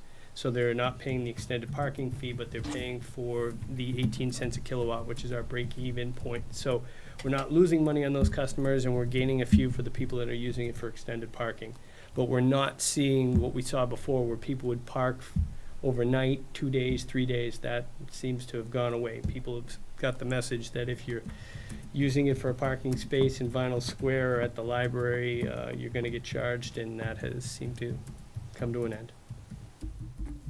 So isn't that encouraging more people? There's more free time, so more people eventually will come in. They're not just driving there and seeing there's a car there all the time. One would hope. And it seems that the industry itself is really pushing hard on electric cars, that some car companies saying, you know, we're going to go all electric, whatever the case may be, that it's really the way things will eventually be in maybe some of our lifetimes. Well, with the board's permission, what I would suggest is that I come back, maybe do a similar report in about 4 months, because we still are in winter, and as you can see from some of the numbers last spring, even though usage was on the rise, the winter months from last year, December and January, those numbers were low. But if I came back in, let's say, May timeframe, you might see if the trends are staying low or they're starting to pick up with the warmer weather. Are there any similar statistical information from other towns that might be doing the same thing? I can look for some of that. When I first looked at this, there are not too many towns that were charging the fees, other than the ones that had the parking garages or the ones that put them in, like Burlington, but I can look at those. Some of them put them in around the malls, Nashua, Burlington, 3rd Avenue, so I can find out what their trends are. Yeah, I'm just curious. You are talking about $58 a month. That's what we've received so far this month. Do you really want Mike spending time, like, doing that kind of analysis for $58 a month or $60 a month? How long does it take to generate a report like this? These ones that I get off ChargePoint, a minute or two These per reports, report. but you have to go to other towns and see if they're using the same thing, and Well, that's just a phone call. Yeah. Or I mean, even- ChargePoint is by far the largest company that does this, and part of it is because they got a grant from the federal government, and they had to place 1 million systems out there. So the same statistics are available at any ChargePoint person, and it's just a matter of printing it out and sending it by email. If So I it's can, not a lot of work. I can't see this. Do you feel it's onerous on you? if I can find the contacts in the individual towns and email, they should be able to email me back a report. Just a couple of times a year, that's all. Or even a listserv. Doesn't the MMA have a listserv? Well, maybe you could put out a call to see if anybody has anything. Offer our, I mean, they may in have, return. boards that are like us, would just like Sure. to get some feel for it. okay. Okay, anything else? All right, thank you. Next up is the Roberts Field branding project. Bill, you're going to be introducing this? Good evening. Bill Askenberg, 185 Westford Street. Thank you for having us here tonight. I just want to, as you know, I'm the chair of the Roberts Field Advisory Committee and also the chair of the Friends of Roberts Field. And throughout the process of developing the master plan and now through the process of identifying a design builder for the playground, we've identified a need for a branding and logo project for the different areas of the park. And we were fortunate to be contacted by a volunteer professional graphic designer, John Bowden, who's a homegrown designer. And he has prepared a branding document for your review tonight, and we hope to, we are seeking your approval and your acceptance of this document. Excuse me, document. So I turn it over to John. Thank you. Thank you for giving us some time tonight. So John Bowden, 22 Long Meadow Road. I will need a little assistance with the scrolling, but I'll cue you. But basically, if you could go back up, I believe to, there we go. I think this would probably be a good place to start. So as Bill said, we wanted to establish, The half pages. we maybe one north of that. It's doing a full page on a page down. So Okay. Go the other way. Go the other way. Yeah, the other way. That would be perfect, that one right there, Okay. yeah. Excuse me. So I just want to give you a little insight as to what we've been iterating on the past 6 weeks or 7 weeks. Initially, we wanted to come up with a couple of design themes for the Roberts Field area. And so what we saw when we looked at, what is available there for in terms of activities, we clearly identified that there were individual aspects of the park that could be celebrated. So there's not only Friendship Park, of course, as we all know, but there's the wildlife sanctuary area. There's athletic fields as well that are part of that are also going to be refreshed and so forth. So what we did is we kind of broke down this entire Roberts Field area into these subsections, and then each will be given its own identity, as it were. So the first thing we wanted to do is just kind of quickly come up with some terms that we want people to think of when they are thinking about visiting Roberts Field, or when they eventually see these logos and signs that we will create. So as you can see, again, for example, Friendship Park, we wanted there to be a theme of inclusivity, welcoming, fun for all ages, that sort of thing. The Wildlife Sanctuary, obviously we have the themes of pollination, plants, trees. There's also, of course, the walking path that goes around the entire area. So we want when people look at these logos to get a sense of what's available at Roberts Field, because as you'll see on the next slide, if you could maybe scroll down to there, this is kind of what we see as problematic with the existing set of signs and logos. And it's no one's fault, but of course, over time, various designs kind of find their way into the park, so you end up getting kind of a disparate mismatch of brands that are going on there. So from the Welcome Roberts Field in the lower left to the lower right where you see the Pollinator Park, again, these were all developed at different times by different folks, so it ends up being not cohesive. All right, and so that was our one of our first and foremost design goals, was to make a cohesive set of logos that all work together. So when people look at them, either as a collection or individually, they know that all these parks, all these elements are part of a larger Roberts Field area.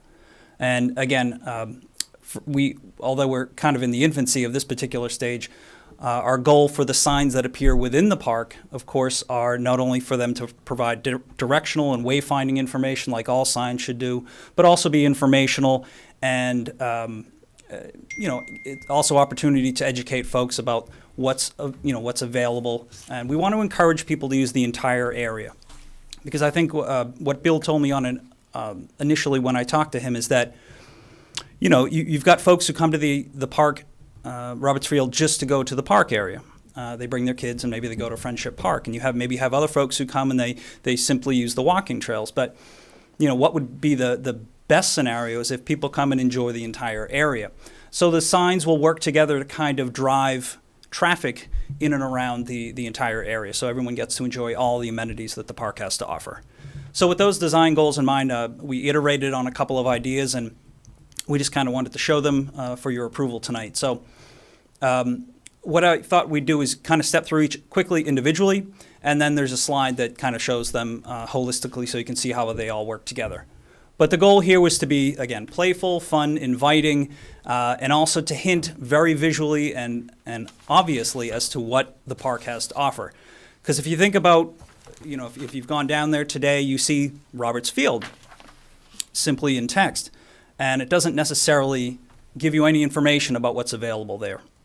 So what we've done is we've come up with a series of black and white and color versions of the same logo. Again, it would depend on the application, whether we're putting it on letterhead or a poster or a T-shirt or a hat, for example, as to which version we use. But again, the Roberts Field logo hints at some of the legacy elements of the park in terms of the covered bridge. You'll see throughout all four of these, there's a common theme of nature. That was very important to us. So there's trees and leaves and so forth. And then again, we wanted this to be, to draw in all types of audience. All right, so it's not just simply a place for kids to go. It's for folks of all ages. So if you scroll down to the next one, I think it's the Friendship Park. So again, retaining the name of the park, that it's been in place for a long time now, but again, kind of updating it for a more a modern look. And again, at the same time, celebrating what is there and celebrating sort of the heritage of the park. This particular one also hints at the inclusivity of the new playground design.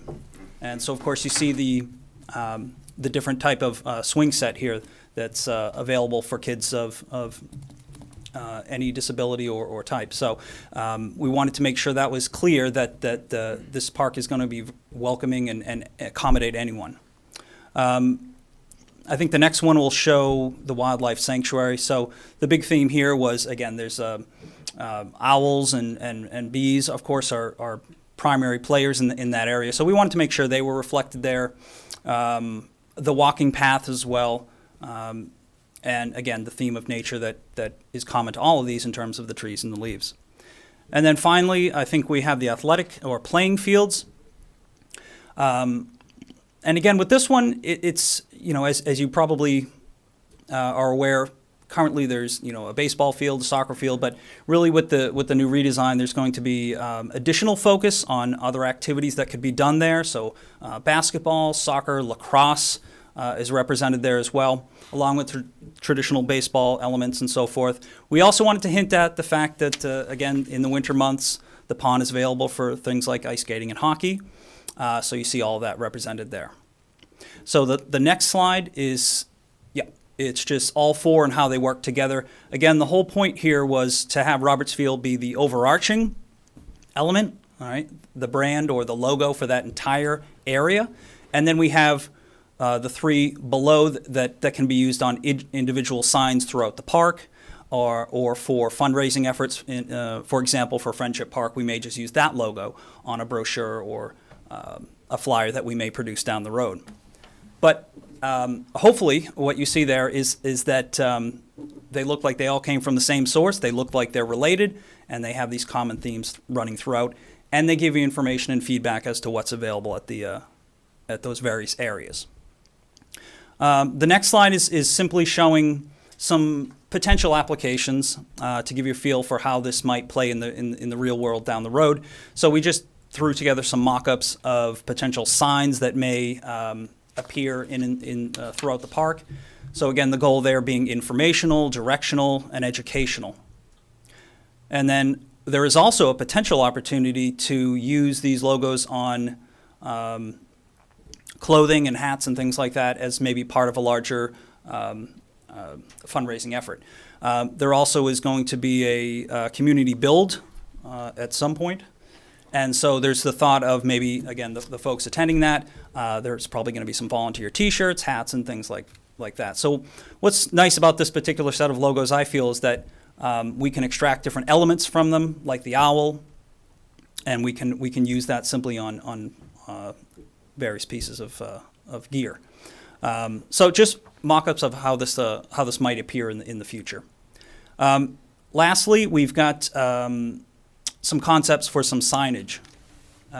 So obviously with the existing Friendship Park playground equipment being removed at this point, we want to make sure that people are clear on what is to replace it.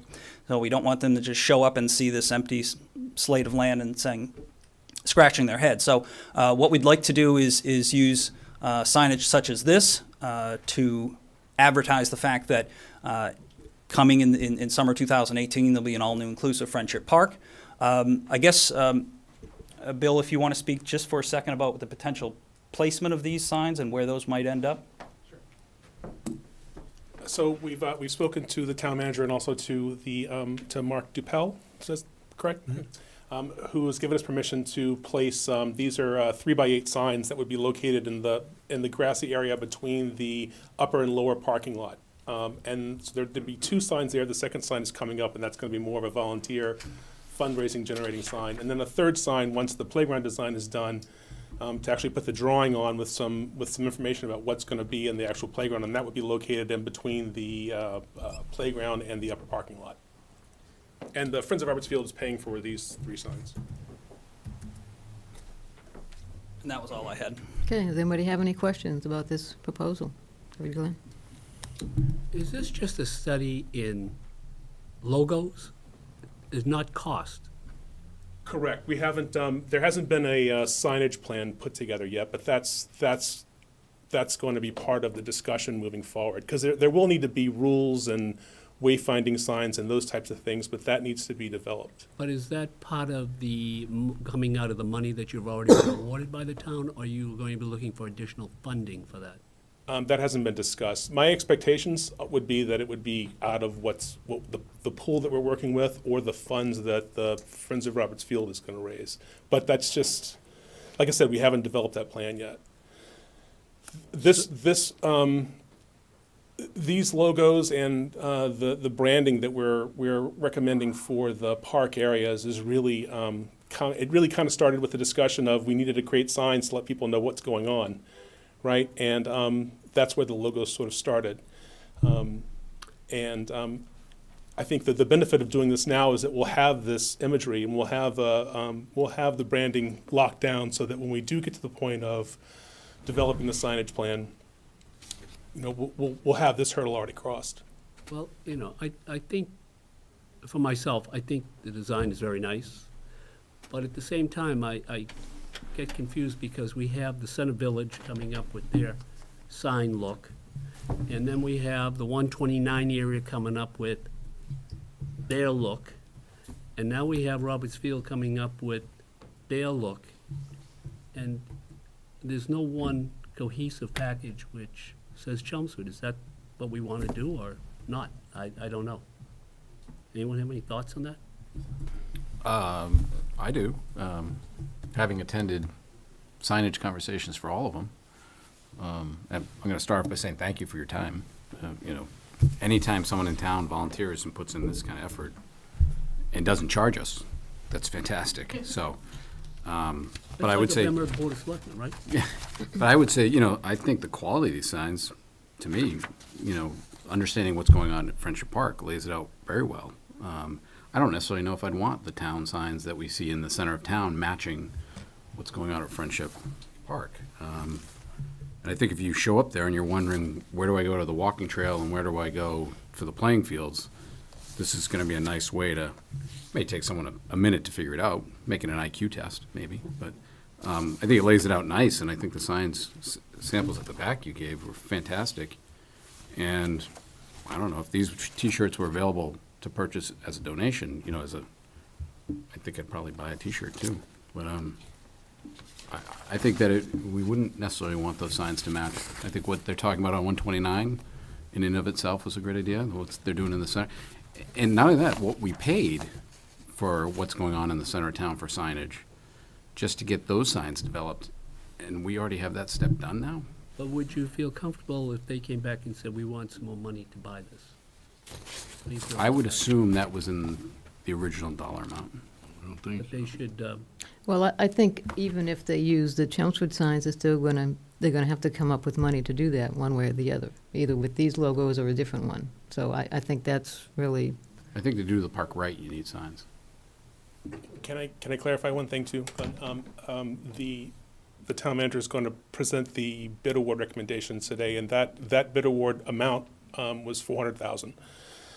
The total amount that was allocated by town meeting was $450,000. So there is monies that are set aside. And again, I'm not saying that that's definitely, you know, we haven't had the discussions about what the signage plan would look like, but I think that when we get to that point, we will be able to present you with an idea of, I don't think the costs are going to be exorbitant, because I don't think anybody wants to see the park overburdened with signs. That's definitely not something we want to see.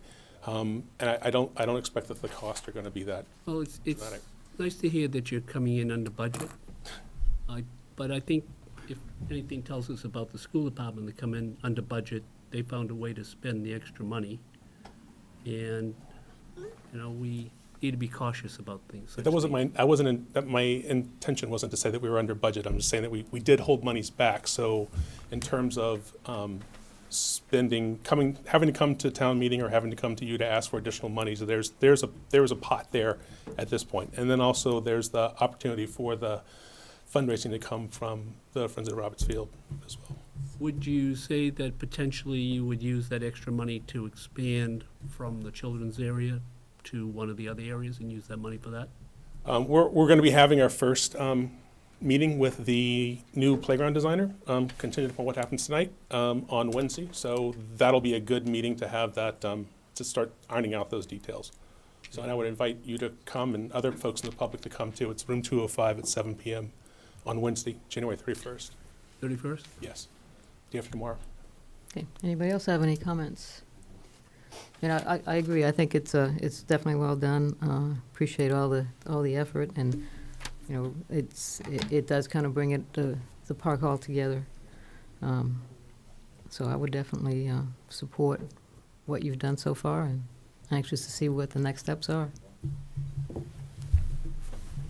You looking for a vote from us tonight, or? I mean, I would like that if we could. I mean, it would allow us to move forward with with the recommendations for the signage plan, and to be able to move forward with the temporary signs that we're going to put up, and the fundraising efforts when we use the logos, we'll be able to use that. Plus, I mean, we are looking at a little bit of a shift in naming the park areas, the playing fields, and then the wildlife sanctuary. But I think it fits. I mean, the wildlife sanctuary area, the natural areas of the park have been managed under a land management plan since 2016 in cooperation between the Friends of Roberts Field and the DPW. We've operated it and managed it as a sanctuary as it is, and there's no legal definition for wildlife sanctuaries here in Massachusetts. So it doesn't add any extra level of oversight from the state or federal government for that. So, but I think it's important that we do have your approval for making those changes. John, do a Okay, motion? Just one quick thing. Having had 4 boys play baseball on those fields, it's easy to find the playing fields there. Right. It's not so easy to find the sanctuary and the walking paths. Correct. So you may not need 4 signs. Right. You may need 3. It may just be But- one master sign, right? Right. And there may be some directionals, but even a lot of the discussions that we've had, expectations that we've defined for the playground are that we will incorporate the nature theme into the playground and incorporate the playground into the natural areas too. So it may just be a smaller sign with just a logo, but having your approval of and acceptance of these sort of core issues will let us sort of take those next steps. Okay, I will make a motion to approve the branding logos proposed by the Roberts Field Advisory Committee.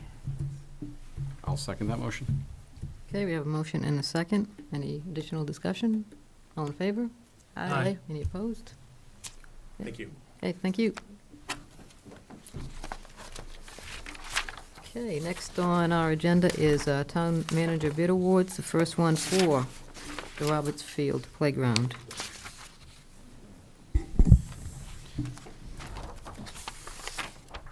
Do you have any? Yeah, I'm going to ask Steve Yonley. Oh, okay. I don't know if it was going to be you. Comment on this article, on this. Real prepared. Good evening, Steve Yonley, Assistant DPW Director. I'm sure this letter was in your packet.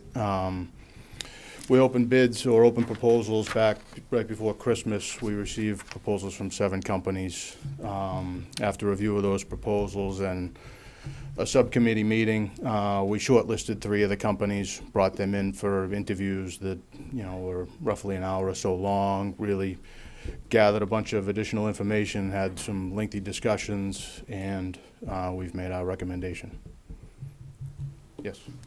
And what, at first you looked at the non-price proposals. At what point did you look at the actual price proposal? The town manager opens the price proposals. Yeah, that's why it's an RFP. You have to rank your vendors or submitters, and then you go to the top of the list, and if they fall within your budget, you stop there.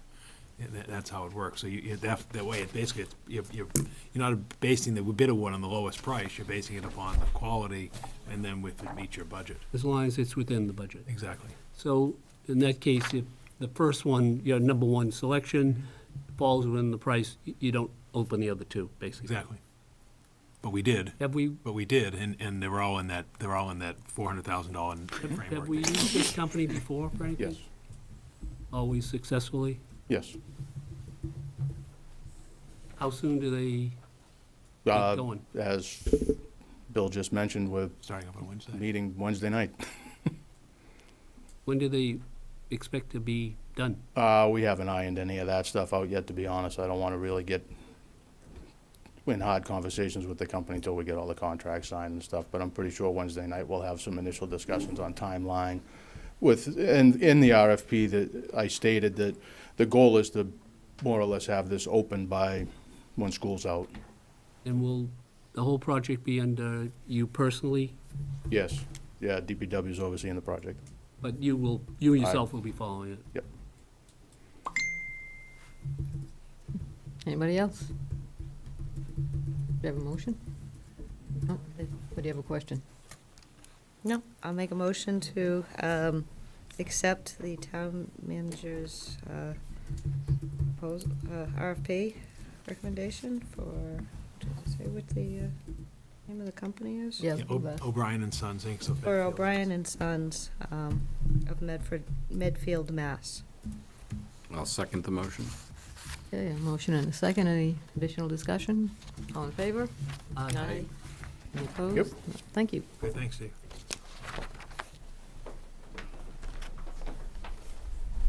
Okay, is Nick going to do the Nick, next do you one? want to come up on the solid waste one? Because that's what, no, because as you can tell, I like to involve boards and the department heads in this because, as you said, they put a lot of time and effort into these. And in particular, this one, Nick, we bid this thing 8 ways to Sunday, meaning solid waste, recycling could have been done by separate vendors. We looked at automated. We looked at the traditional collection we have now, could done 5 days a week, 1 day a week. So, yeah, we had about 30 different options yeah, we looked exactly. at. Because we wanted to be thorough and recognize what was best for the town, and price did matter, particularly in this case. So, yeah, go ahead, Nick. So at this point, I'll start with recycling. We're going to opt with our 2 option years with waste management. With those option years, the hauling cost was slightly lower, but there's no processing fee associated with the recycling picked up under the current contract. So right now, our next door neighbor, Westford, has a recycling fee associated with their contract. They're paying $38 a ton to get rid of their recycling, essentially.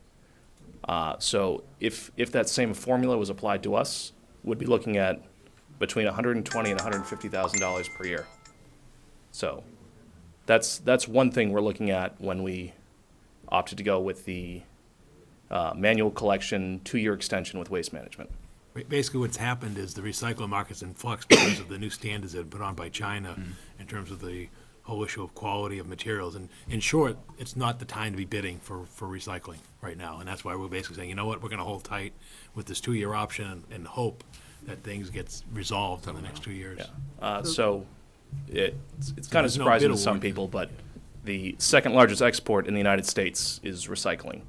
We send that mostly abroad. And American facilities haven't caught up to what the international market is now demanding. So single stream recycling, when I started working here, was net zero. It wasn't worth anything, but they weren't going to charge you. But it's become significantly more expensive to handle just because no one really wants it anymore.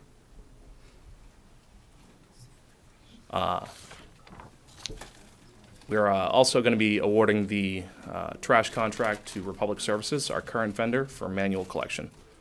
Paul, I don't know if you want to dive into our thoughts versus carts versus Yeah, Anyone? in summary, people say, you know, we looked at it and said, the difference is, and real concise, if we wanted to do carts, you know, what you see as you drive in other communities, those 64-gallon totes, it costs us $180,000 a year, per year, over the contract to do this. So for a 5-year period, you'd be looking at an extra $180,000. My sense is the town of Chelmsford could probably expend $180,000 in more productive uses, such as in the classroom or public safety and what have you. So in essence, the lowest cost option is to continue, you know, what we've been doing, which is allow residents to put out 2 barrels per week, manual collection, for the next 5 years. And you can see, even with that, you're still spending, you know, over $1.1 million to serve the community on an annual basis. And you can see the spread in the bidders. You know, it's significant cost. So the good news is if this bid award is accepted, nothing will change. If at least for the next 2 years, you'll still have Republic Services doing your collection as they are today, and you'll have Waste Management doing the recycling for the next 2 years, and then in 2 years, we'll address the recycling component. But, you know, we looked, I mean, our preference would have been, you know, geez, if it was close, maybe you'd consider and come to the board and say, hey, you know what? You know, for a marginal cost, maybe it's time to go with the, you know, the containers and, you know, but yet we've also know that when we went back when Jennifer Almeida was recycling, that there was even some pushback because we knew that some areas such as Williamsburg might not want those large containers. You've got elderly. So sometimes it's just better if it ain't broke, don't fix it kind of approach. Particularly here where it was so cost significant. I mean, $180,000 is. So the way I often look at the containers are kind of like solar panels. They're infrastructure that you invest in, and there's, you know, an expected payback period, and there's an expected life of it. And I just don't think we were happy with the payback period in ratio to the life of the barrel. So is the pricing going to stay the same year to year, or is there escalator built in? It goes up about 1.8% or so per year Yeah. over the 5 years of the contract. They gave us 5 years of So pricing. it's 2% or Boston CPI, whatever is more. And then you have a fuel adjustment. So if the price of gasoline were to go back to $5 a gallon, you know, the state requires you to, you know, have an escalator so that you're not baking that into your price. And same thing, if it falls, you get a credit. You know, if the price of gasoline drops to 99 cents, then you get a credit. Yeah, we're getting approximately a $600 credit per month right now. How much would they save on labor if they went to that automation? That's the thing. You don't save. That's So why they're we took the money and run in 2010 when we went from a 2-man truck to a 1-man truck. So what they really would save on is insurance claims. You're less likely to injure your employee with the automated arm, but it's the same amount of employees, the same amount of trucks to run that. So it's 189 or 190 grand for us Per to year. get the big buckets. Yeah. And we don't save any money anywhere. No. There's a payback down the road after you pay off those barrels from not from the collection, but from disposal. Your trash doesn't get wet. You're not paying the wet tonnage. You have people who are sneaking out more trash than they should. You know, if someone puts out a 40 and a 32, the guy's probably going to pick that up. So you kind of shave off those people who put out a little bit more than they're supposed to. And then you give everyone a level playing field. So there would be a payback. It's a longer payback than we were comfortable with. I don't know how you get a sofa into one of those big barrels. You know, I have a neighbor, though, who puts out one of those huge buckets. Mm-hmm. It's always loaded. How does that guy lift it? They don't like doing that. Per OSHA, they're not supposed to be picking those up, but they... I'm not trying to cause trouble for anybody. I just was curious. I haven't seen it happen. Don't get me wrong. Those guys are supermen. They pick up stuff all day long. They fly. Yep. Okay, any other questions for Nick about these either? Do you ever hear any, just general, do you ever hear any complaints from anyone? Always. The new, no. Sarcasm? In relation to categories, are they... The newer residents are expecting, right, why don't you explain, Nick? what you're saying? So I get a lot of crazy phone calls. I probably get the craziest phone calls in the DPW. You know, my dog died. Can I put it out as a bulk item? You know, I have a bucket of road flares. I'm putting it in my trash. I get a lot of complaints like that. Windy days, I get a lot of people who are determined that the trash man stole his trash barrel. But as Paul was saying, new residents are the ones that I hear the most from about the automated barrels. They say, "Oh, does the town deliver it? Do I come pick it up? Where do I get my barrel?" Lowe's is where you get your barrel. So that, but Waste Management and Republic have both been great companies to work with. When I started here, we had another company that wasn't so great to work with, that I was averaging, I think, 30 complaints a day. Now we're down to about, I'd say, 10 between the two companies, and a lot of it is the person put out something they weren't supposed to, that it was a holiday week and there's no bulk collection, or if it's an oversized piece of cardboard. And it's a lot of it is education, that I think, you know, if they took a little bit more time to figure out what was allowed, that would eliminate 90% of them. And, you know, sometimes there's legitimate griefs that, you know, he clipped my mailbox, he did this, he did that, and I understand that, and I'm willing to work with people. But these companies have both been very professional to work with. They've also worked well with us in recent storms when we've called them. They've either been proactive or quick to respond when we had the missed days combined with the holidays, and they worked pretty quickly to make sure that the trash got picked up. So they've been helpful to our office as well. Well, it's a dirty job. Yep. It's nice to have someone competent who deals with it. Appreciate all your work. I appreciate it. Thank you. So is there any thought yet of having recycling every week? We priced that too. Did price that out. That was part of our 30 different options. And again, it wasn't as much as we thought, but it was still an additional almost $200,000 a year. Yeah. Oh, okay. Yeah. Which is a nice service, but can you justify that service? I don't think it would increase recycling rates that much. Yeah. I just think it would be something nice to offer the residents. Mhm. Bill Ricca has the hometown discount because they host a waste management facility. Okay, nice. We can't fit one of those at 101 Mill Road. All right, I just wanted to ask. Okay, do we have a motion before everybody reacts to that comment? Okay, I will make a motion to approve to accept the bid award of Republic Services and Waste Management for our trash and recycling respectively So it's for the next 5 years. a contract Oh. extension for waste Oh, management, new bid contract. award for Republic Services. Okay, contract extension for waste management and a bid award for Republic Services. I will second that motion. Okay, motion and a second. Any more comment, discussion? All in favor? Aye. Any opposed? Okay, thank you.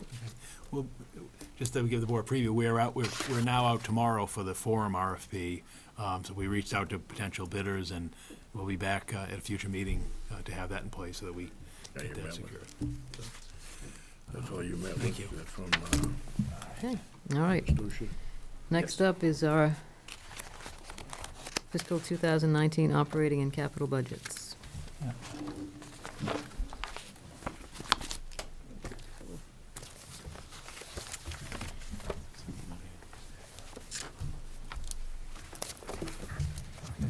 I missed the high-quality paper. Yeah, exactly. Yeah, right. Yeah, the charter requires that the manager's budget be produced 90 days prior to the start of the spring annual town meeting. We are at the 90 days. I've sent this off to the Finance Committee earlier this evening. I'll also be doing a presentation, the same presentation to them on Thursday evening. What was sort of holding us back at the end is the governor last Tuesday night, you may recall, the governor did a State of the State address. Last Wednesday afternoon, at 1 o'clock, the governor held a press release, announced his fiscal year 2019 state budget. Why that was important to us is we wanted to see the local aid numbers and all the items on the local aid and assessment numbers, such as charter school assessments, tuition reimbursements, and so forth, so that we could finalize the numbers of the budget. Those became online about 3 o'clock last Wednesday afternoon. So we incorporated those. You may recall I sent out the cherry sheets to Finance Committee, Selectmen, and School Committee at that time, and then we'll finalize what we have. So what we have this evening is a $132 million budget. The budget's just up over 3% from the current year. As I presented back at the December tri-board meeting, proposed school department budget is $59 million, which is an increase of $2 million, or 3.5% over the current funding level. For the remaining general government departments of the town, it's a $28.3 million budget, or an increase of $829,000, or just over 3%. Neshoba Valley Technical Regional School District, they're scheduled to release their budget this Friday at their budget forum. Well, I spoke to the superintendent last Wednesday afternoon. They were waiting the same numbers, cherry sheet numbers, for their regional school transportation and Chapter 70 monies from the governor's proposed budget. So I think the 175 isn't an exact number, but it's ballpark. What ended up happening is we ended up picking up a larger share because we're a larger share, and you'll see the numbers as we go into the presentation. Chelmsford is the largest sending district in Neshoba Tech, and our proportion increase this year. So that means you not only pick up the minimum contribution requirement, but you also pick up a larger share of the debt service and other costs beyond that. So right now, it's about a 6% increase in Neshoba Tech. Benefits and insurance is always a budget driver. The budget is almost $24 million now. It's our second largest budget item. That's up by almost 4%. And our debt service is $14.2 million, which is actually a slight decrease of just over 1%, or $170,000. Again, this is the slide, in the process that I've had now. It's my 12th budget here. The goal is to maintain the level of governmental services in the community, generally employee levels of staffing. You'll see more data as we go into this. We have a capital infrastructure plan that John Souza presented to you back in December, so I'm not going to repeat it this evening, at $3.3 million. And we're being responsible with funding our other post-employment benefits, our OPEB, retiree health insurance liability. That funding is maintained at $1 million. The priorities, again, education, public safety, which includes public works, which is a component of public safety along with police and fire, maintaining our capital infrastructure, and obviously public health and human services. Now you start getting into the weeds and the details of the budgetary changes. As you can see, the budget goes up by almost $4 million. Half of that is in the schools. You can see the other big budget driver, as you see bold, benefits insurance, $865,000. And your other areas are in administration and public works. That drives it. And again, the asterisk is probably the most important thing to remember, is you can say, well, why is there only a 1.7% budgetary change for public safety? That's because we still do not have resolved contracts with our firefighters union or in our two public police unions, patrol and sergeants or superior officers. We anticipate an award decision at the third week of March for the firefighters, and we think that once that comes down, the others hopefully will be resolved by the spring annual town meeting. So we do have a reserve in the budget in terms of, but because we cannot appropriate it under our bylaws until those amounts are there. So obviously we've held back funding in anticipation of those reserves, because remember, we'll be funding what will be the third year of collective bargaining increases, so you can imagine that number is going to be significant. So that's to be noted. So now moving on to the major expenditure increases for what we have known and quantified today. Again, largest one is schools, pension assessment, over $500,000 we have to go out and pay toward, and I'll get into a slide later that shows the impact of our unfunded pension liability. Health insurance, almost $300,000, Neshoba Tech, $175,000. As I noted earlier, and even the fire department without the contract settlement, you have $128,000 because you have people rising within the ranks in terms of their step and pay grades based on their additional experience in the department. Solid waste and recycling, we just spoke to a minute ago. That budget's going to go up over 3% with these contracts in place, about $84,000. We're running into a state election year. This year, we have to run a primary election in September. We have to run a general election in November in addition to the spring election. That adds another $69,000 to run those two elections in the fall. Medicare tax, that's tied to your payroll as your payroll increases. So our Medicare tax is going to rise by over $41,000 or almost 4.5%. We have to fund the full year of the Director of Business Development, so there's a $40,000 increase which goes under the general administration. We also have, in this case, a second animal control officer. I think one of the lessons we learned when Eric was out on medical leave is we get to sort of see firsthand how daunting that task is. So now that Eric is back, we think that it's in the budget that we should have a second animal control officer on. So basically, we're able to respond 24/7, 365 in the department, and it is really, we believe, a critical need. And also, given the level of inspections, and you've seen it in the permit fees, we're now topping over $1 million a year in permits. We need to add a part-time inspector in the building department. The workload is just ridiculous. And again, that pays for itself because of the inspection fees come in, but you cannot ask two gentlemen to do the work, which is roughly about 40% greater than it was going back 3 or 4 years ago prior to the boom that we're seeing. And again, that's directly seen in the revenue charts. And we'll see that when we go to local receipts.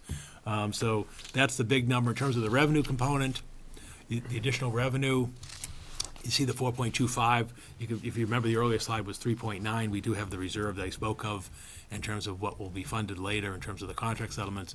But you can see the biggest source of additional revenue at $3.8 million would be the property tax.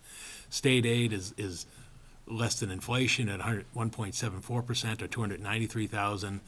In local receipts, $150,000, and the miscellaneous available funds of $55,000. Talking about this, and I think this is sort of an important theme, and I know we've seen this before, but it exists. The governor's proposed budget is disappointing. I don't know any other way to describe it. The Chapter 70 education funding, which funds education across the Commonwealth, we're only going to get an extra $101,000 from the state for our costs to run the schools in the upcoming school year. That's $20 per student. So we'll get just under $11 million. It's a 0.93% increase in education funding from the state. As I said, that's not even inflation, never mind the real cost of education in terms of the fact that we have to pay people, we have to provide benefits, we have to provide special education services, and so forth. The unrestricted general government aid increased by a greater percentage, which has been the governor's standing promise, that's up by 3.5%, or $177,000 to $5.2 million. So you can see what's taken place here. He's increased the unrestricted general government aid by the level of growth in the state budget as he has since he got into office. So you're basically growing the smaller number, a $5 million number by 3.5%, but your $10 million, you're growing by less than 1%.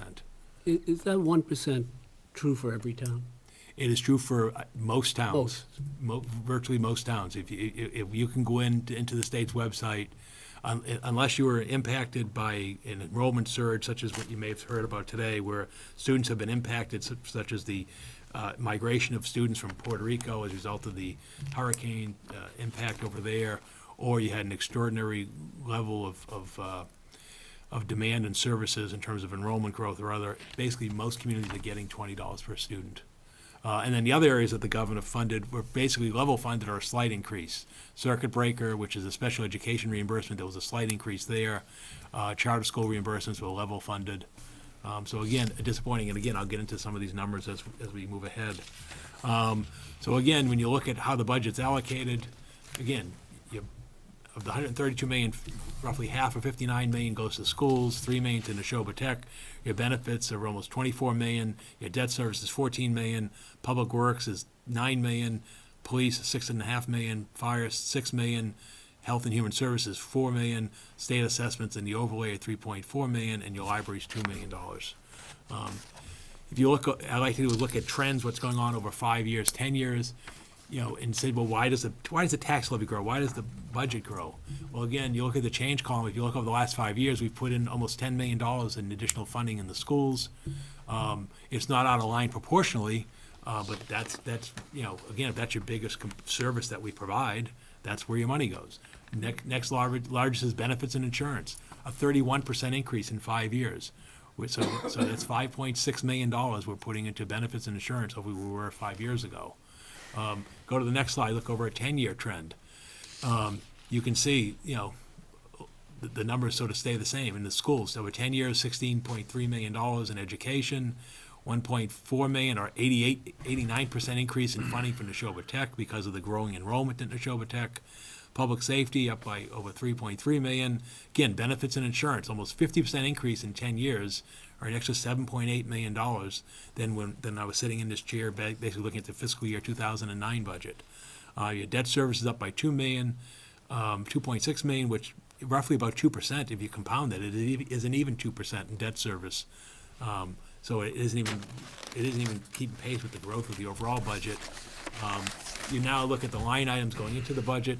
Again, we talked about this in December. I'm proposing $59 million, or a 3.5% increase in the public schools. You look, the next slide shows you the increase historically since the start of the decade. We're looking at roughly $2 million per year in funding for the schools. You can see the percentage increase, 3.5%. Last year was extraordinary because we had the full day kindergarten. That was a 4.5% increase of $2.4 million. Again, it seems, again, it's sort of maintaining the pace of what it costs to run the schools. You go to the next slide. The issue of Chapter 70 funding. This is the disappointing story. I talked about the state budget. Look at the right-hand column in terms of percentage increase in state education funding. It doesn't keep pace with inflation. It's not keeping pace with the cost of education. Certainly not keeping pace with our own contribution towards education. Like I said, less than 1% this year, 1.37% last year, 2.6% back in 17, and then 1.25% as you go back. And you'll see this. Basically, the partnership isn't being upheld by the state in terms of the real cost of educating students across the Commonwealth. Looking at funding now, looking at other communities, again, you know this story if you've been following this. Here we are in Chelmsford, we're getting $11 million in Chapter 78 to educate almost 5,100 students. You can look at our income levels and the equalized valuation, which is the value of the community, and you say, hey, well, gee, Paul, the numbers of funding kind of matches the income levels a little bit. We tend to, be okay in terms of the funding levels, but then it doesn't, because look at the case like Westford, has higher per capita income, higher equalized value of per capita of property value. They have fewer students than us, and they're getting $6 million more in Chapter 78. And the reason for that is we're still relying on the 1993 education funding formula primarily, which rewarded those communities that had enrollment growth back at the end of the last century and early this century. And so you ended up being better off if you were a growth community than if you were a mature community, such as your Drake's, your Tewksbury's, your Chelmsfords, and so forth.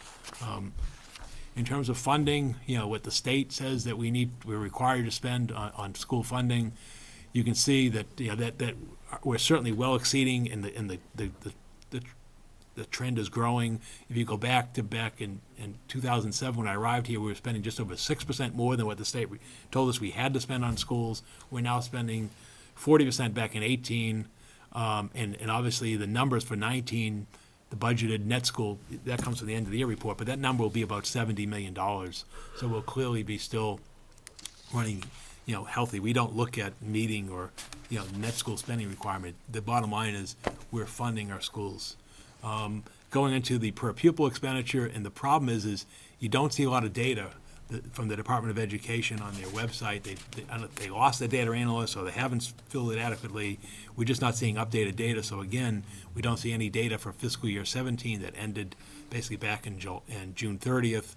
But you can see the trend, the per pupil expenditure growing by about $1,000 per year. So if you start looking towards 19, add in 3 more years, you're probably $16,000 plus $1,000 per student in the Chelmsford Public Schools. And again, you start looking at the number that we do have, you start looking at what that really means. It means it's costing you $80 to send a student per day to school. If you look at a classroom, what it costs you per year, you're spending well over $300,000 on a classroom. It's a major cost, and certainly if you go into secondary education, you recognize the costs there are significant as well. Looking at per pupil expenditure comparisons, again, the most recent data we have is 16. You can see that, again, we're not the highest, we're not the lowest. We're in that range with our neighbors around us. Looking at comparable districts as defined by the state, again, not the highest, not the lowest. It shows that we're not misaligned with what's going on in those communities identified by the state and our per pupil expenditure. Again, special education comparison in terms of costs. We do have, again, based on and sadly now the data is only available through 15, but based on back then, you could see our costs for special education were significant. You keep moving on to the next slide, you see that comparable districts, you see again, based on the 15 data, we were running a little higher, although we have had not a bad year in the most recent report. So again, it would be helpful if the state could give us some updated data. Looking at enrollment and student-teacher ratio, clearly the enrollment in Chelmsford has fallen. In the last 5 years, we have just over 4.4% fewer students, or 231 fewer students enrolled. You see an increase in 18 from 17. We're now running full-day kindergarten, so we have picked up enrollment in kindergarten because there were some people who were not availing themselves of the half-day kindergarten in Chelmsford. So we'll see how that is. You start looking at comparable districts again. The 13.6, shows that Chelmsford is, addressing its educational needs when you look at our comparable communities. And then if you look at class size, which is the next slide, you can clearly see that the trend, if anything, is positive. The most recent data we have in FY17, the average class size is now down to 18.1 students, which is, again, where you'd want to be. That's but the fundamental thing is how many kids in a classroom. Looking at our neighboring communities, you can see, again, Chelmsford's standing in a good place. We're right at the nose to nose with Billerica, and running even ahead of our neighbors in Westford. Looking at comparable districts, you sort of see the same result. We're running in a good place, again, based on the most recent data we have available. Moving on to Neshoba Tech, again, the estimate I have right now is about $175,000. I don't think my estimate is too low. If anything, it might go down slightly, but we'll see those results. What's driving the assessment, as I mentioned earlier, is the enrollment. You see on the next slide that the enrollment at Neshoba Tech, we're now almost 200 students. In 5 years, we've had a 29% increase in enrollment of 44 students at Neshoba Tech. We roughly send about 30% of the kids to the vocational technical school. And so that drives the assessment. Again, unfortunately, the data isn't there in terms of per pupil expenditure for currently, but if you see if it was 18,000 and 16, if we're looking towards 18 and 19, you're approaching closely towards $20,000 a student at a vocational school. It's always going to be greater than a K through 12 district because your costs are higher to educate at the high school than it would be at an elementary or middle school level. Perhaps on the presentation we'll see what their number is because it was not reported last year. Again, it's the most current recent data that we have. Moving on now to public safety. Again, we look at police staffing levels. The only change here is, again, you now see that we have 2 animal control officers of our 69 full-time employees. Not ideally where we'd want to be. Ideally, we'd want to be at 61 officers if you look at the national average. You look at call volume, it's been kind of consistent. You see a slight trend from 16 to 17 in terms of call volume, but yet the 32,000 calls is sort of, in the ballpark of what we've had since the start of the of this last decade. And speaking to the chief, he also noted that he had a lower call volume this January than a year ago. And part of that is probably due to weather, the coldness of the weather. Part of it may be due to the economy as well. You tend to have less crime in a healthier economy. Moving on to the fire department. Again, we're at level staffing at 63.5 full-time employees, include 52 firefighter positions. Ideally, where we'd love to be is we'd love to be up at 13 people per shift. But it's not just a case of adding 2 people. You've got to staff 24/7, 365. So obviously that would not be insignificant in terms of a cost. So, you know, the call volumes in the fire department from Chief Ryan, you can see again, kind of consistent. Roughly 6,600 calls this past calendar year. Again, roughly where we've been for the last few years. Looking at terms of the fixed budgetary factors, looking into the budget on the next slide, we see that to provide the cost of living agreements under our collective bargaining agreements and the non-union pay plan of 2%, that's $250,000. So that's into the budget numbers. The next item is a Middlesex County retirement assessment. Again, $8.3 million, or an extra $500,000, or 6.47%. The next slide is a telling one. This breaks down the assessment, and the key category you want to look at is the 5th column called payment on unfunded liability. You can just see how that number has just exploded.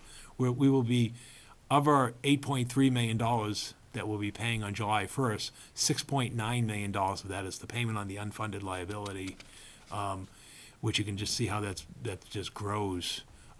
Sadly, we're not going to fully fund that liability till 16 years from now, in fiscal year 2037 is when that's due to be paid off. We're roughly about 50% paid off that liability. You can see that the early retirement incentive goes away this year, so we'll actually not have that 3rd column next year of $300,000. So we'll actually, get a break because the 2002 early retirement incentive goes away. As you saw earlier in 2010, the 1992 early retirement went away. You'll note that there has been no early retirement incentive offered since 2002, because I think they kind of caught on that these really weren't beneficial for communities in the long run, because it may have given you a short-term win, but if you added back the positions, you are now basically having the employee that you've just hired, as well as you're now carrying the pension for the employee that you've given the early retirement for, not to mention the health insurance for the person you retired early. So that's why you just have not heard in any discussions in the last 15-plus years about offering any additional early retirement incentives. It sort of was a short-term fix, but sort of a long-term cost to communities. So, moving on to the unfunded pension OPEB liability, again, as of January 1st of 16, the unfunded pension liability was $96.3 million. They will be doing a new one as of January 1st, 2018, but obviously that's not available yet. The market's been good the last couple of years. However, your retiree base has been growing, so we'll see those numbers probably this summer.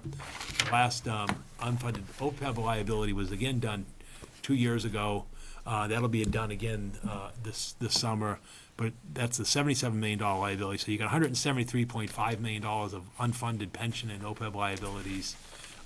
We've got a $6.7 million assessment toward the unfunded pension liability, and we're putting $1 million towards the unfunded OPEB liability.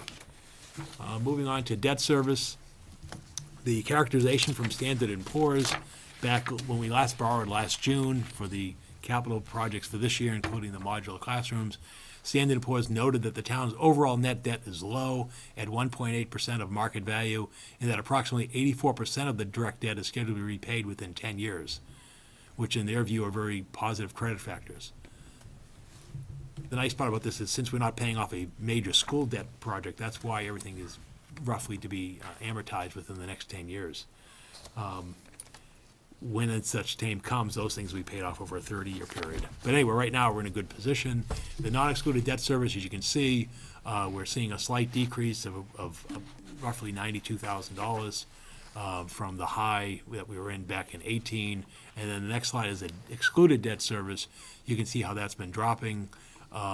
There's a decrease of $62,000, so it's a slight decrease from the past year. But certainly not at the levels we were at back in 14. Basically, what we're doing is we're paying off the sewer project, and that's phasing out, and we're moving, towards the later parts of the sewer project that were not funded from debt exclusions, but were funded from betterments and the capital surcharge. Looking at FTEs, full-time equivalent employees, not counting the sewer enterprise fund, you can see back in 2008 we had 241 employees, full-time equivalents. We're now proposing 247. So again, it's not as though we're adding people left and right over the last dozen years.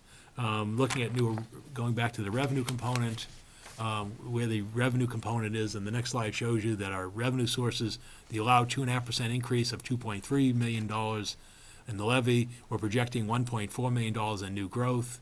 The state aid is just under $300,000, I mentioned earlier, 150 in local receipts and $55,000 in available funds. Looking over again the 5-year and 10-year comparisons, you can clearly see that the property tax is now almost 77% of our budget. If you go back 5 years, it was just under over 74%, or certainly less than 3/4 of our budget. You can see how the state aid is dropping from being 14% of our budget to now 13% of the budget. And again, I think probably the most telling one is you look at the estimated Chapter 70 funding, because it's estimated because it's the governor's proposal. We had $10.2 million in 14, basically $11 million in 19, an increase of 7.6% over 5 years. You don't have to be a math major to do compounding to know that, again, as we earlier, about how it's roughly not keeping pace with inflation. Again, the general government aid has had an increase in 5 years because that has been the commitment by Governor Baker, is to increase the general government aid by the growth in the state budget. So that has grown by almost over 19% in the last 5 years, of which 3 of those by the current governor. Looking over 10 years, the numbers become even more striking and telling. You can see that the property tax was less than 73% back 10 years ago. Now it's almost 77%. You can see state aid was over 15% of our budget. Now it's not even 13%. Looking again at the Chapter 70 funding, $8.4 million in 10 years ago, $11 million now, an increase of 30%, or $2.56 million in that period of time. Again, it basically shows you between the 5 and the 10 that there's been a decrease in funding for education within the last 5 years than had been done prior to that, which again is a larger number in state aid. If you look at actually go back to general government aid, we're actually getting less general government aid despite the recent advances in the current administration. Chelmsford got $5.7 million in 09. Right now, we're not even getting $5.25 million in the proposed budget. So our actual general government aid has decreased by over $450,000 in the last 10 years. The property tax revenue, again, if you look at the new growth, $1.4 million I don't think is being overly conservative. As you saw this last year, we had $1.25 million. If you go back to 16 and 15, it's 1.4 million. So I'm using a realistic new growth number. Obviously, the anomaly was 17, which is when that was the whole period of the whole townwide property assessment that was taken over, where we went out and caught up on information that hadn't been achieved as per the state requirement. You look at, again, where does the tax dollars go to? Again, you just take a 7175, which is your average single-family tax bill. Again, 45% of it, or $3,200, would be towards education. $1,300 it would be towards benefits. Police. $359. Nobody's going to be upset that the taxpayers paying $360 for police services and so forth in the year ahead. You look at the allocation, again, we've seen this before, and this is our efforts towards developing the commercial tax base. As you can see, our commercial tax levy has reduced, and that's because of the increased value of residential property, which is obviously accelerating now with the return of residential values in the home market. Single family, again, this is all residential, but primarily driven by single family home values. Average single family property tax bill. The information we have right now is that we rank 65th in the current fiscal year that we're in right now, that will end in just over 5 months. You can see we're in that 65, 70 range. The numbers between 65 and 70 are in $100 or so to get there. So again, taxes are going up in Chelmsford, they're going up everywhere. And you can see the extraordinary increase in 5 years. $1,400 or 23% in 5 years, 15 years, 81% increase. Looking at the average single-family comparison, again, this sort of brings it to a little more concrete you can see that, you're bearing that burden in most places around 24, 25%. Looking at state aid, the next slide, again, I've beaten the death, the Chapter 70 issue and the general government aid. You can see those are the two major components of the Chapter 70 and general government aid of our total state aid package.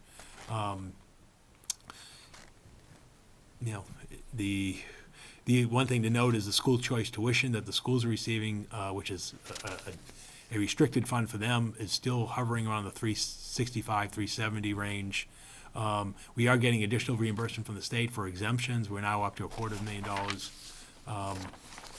And looking at local receipts, it's hard to see that slide, but basically it's 10.45 million. Half of it, roughly 48%, is motor vehicle excise. We're budgeting $5 million for the upcoming year. That appears to be a solid number. The other big part of permits, and I mentioned earlier, I apologize, maybe if you can roughly see we're at $1.2 million, 1.25. You can see this past year, we're budgeted at 1.3 this year. We were at 1.18 in 17, just over $1 million in 16. And again, you go back to 15 and 14, you can see we were at 769,000, 648,000, 520,000. That's how I justify the fact that we need an additional part-time inspector in there, the burden load in the inspections offices. Again, because I think part of what we're seeing is we're seeing a lot of people renovating rather than relocating. Obviously with some of the larger projects that are coming on board, that will increase the activity and as well as the permit revenue. The next slide is looking at the motor vehicle excise tax. You can see that things have been trending well. The average bill in the community is just over $132. You can see that we're almost at the point now where we have as many vehicles as we have people in the community. Roughly 32,000 motor vehicle excise tax bills in the community, which is roughly our population. And you can see the first commitment, which is the major commitment, which is basically anybody who's held a car for the past year, this case was $4.27 million, $4.28 million. What we think we're seeing in recent years as part of driving that is obviously a healthier economy, as well as the fact that if people are leasing vehicles rather than owning them, the motor vehicle excise tax thing is heavy, is front-end loaded. So that helps. On available funds, you can see it's a miscellaneous column there. The amount of funding for sewer betterments is slightly negligible decrease. And the other ones are the offsets that go to support the benefits from the sewer enterprise and the child care revolving fund and the PEG access. So again, there's no real news there. And again, I've oftentimes mentioned about inflation. You can see this past year it was 2.9%. And again, you're at that 1.6, 1.5, and so forth. And the capital plan, it finishes this up. Again, I won't go over this before we did this back in December. We're net amount financing at $3.1 million in all the categories that are listed, that John went over back in December. So in conclusion, I think that there's two ways to help change this dynamic. One thing that would help would be, again, if the legislature and the governor would address other post-employment benefits or retiree health insurance reform in terms of when employees are eligible and the minimum number of years. Unfortunately, it's probably not likely to happen anytime soon. If you saw what just happened this past week when the state's Group Insurance Commission proposed reducing the number of health insurance plans for retirees and active state employees, it became a major event which has interested the Attorney General to the Speaker of the House to calls for legislation and reform. We get it, but it's a driving cost as we've seen in our own numbers. And then the last one, again, to repeat it once again, is the whole issue of the funding formula for Chapter 70 education funding. It's not sustainable. And so that's in a summary. What'll happen from here is I'll be meeting with the Finance Committee, presenting them the presentation on Thursday evening. They will then commence with their budget hearings, and then they'll make their recommendations for town meeting. After the election, we will come back here and then ask the board that's seated at that time for its recommendations as we go into town meeting. So I thank you for your patience and time with this. As you can tell, it's not a complicated, a difficult story. It's sort of more of the same in terms of, you know, the challenges that are in the community as we look to the future. Okay, any questions for Paul on the budget tonight? We'll have plenty of other opportunities, for sure, to ask him about that. Okay. Okay, the next item I have is the draft spring annual town meeting warrant. Again, I gave you a first draft. The only thing that has changed since the last time has been the addition of 2 additional articles. One is, it's listed as Article 20 right now. It would rescind the remaining borrowing authority for the school modular building project. You're certainly all aware that we had that extra $1 million in capacity. So John Souza has contacted bond counsel. We've obtained the appropriate language. That was borrowed but unissued debt. So we've never borrowed that extra $1 million. So now what we'll do is we'll just clean that borrowed and unissued off of our books by asking town meeting to revote that, to rescind that extra $1 million in authorization. So therefore, it sort of cleans up our books. And then the last one is the Community Preservation Fund will be hearing a presentation at its next meeting to fund the reconstruction of the Byham Elementary School playground. So they'll be getting a request from the PTO there. So that will be coming to town meeting. Everything else is unchanged, so we're now at 31 articles as we speak. You may have heard, I think you heard in one of the speakers this evening, the planning board did meet last week. They will have a zoning article to clear up some of the language on the 129 overlay bylaw, but as was noted earlier, it will not be an issue that will be dealing with density. It's really going to be cleaning up some of the language to avoid some confusion on that. So we do have text on that. It's been sent to Paul Haverty. You'll see that in the next draft for the warrant that will come at your meeting on February 12th. And then again at your meeting on February 26th, you'll be asked to sign the warrant. You'll have to sign it with that date. That's that 35-day deadline that you'll have. And so the planning board will be proceeding, I believe, with their hearing next month on their zoning articles, and then, moving forward to town meeting. Can you refresh my memory on 15? 15, yeah, that's a placeholder. Okay. February 1st, in fact, I may drop it, but and I think it's not going to happen, but we had it as a placeholder. On February 1st, which is this Thursday, the DEP is holding a conference in Worcester, and I know Beverly Woods is attending from NIMCOG, and she will be giving a report on where things are standing, but it does not appear that there will be a stormwater enterprise fund for this upcoming year. I just don't see the lead time. Right. I just don't see how they could do it. But again, until that flame gets extinguished, we'll keep it there as a draft article.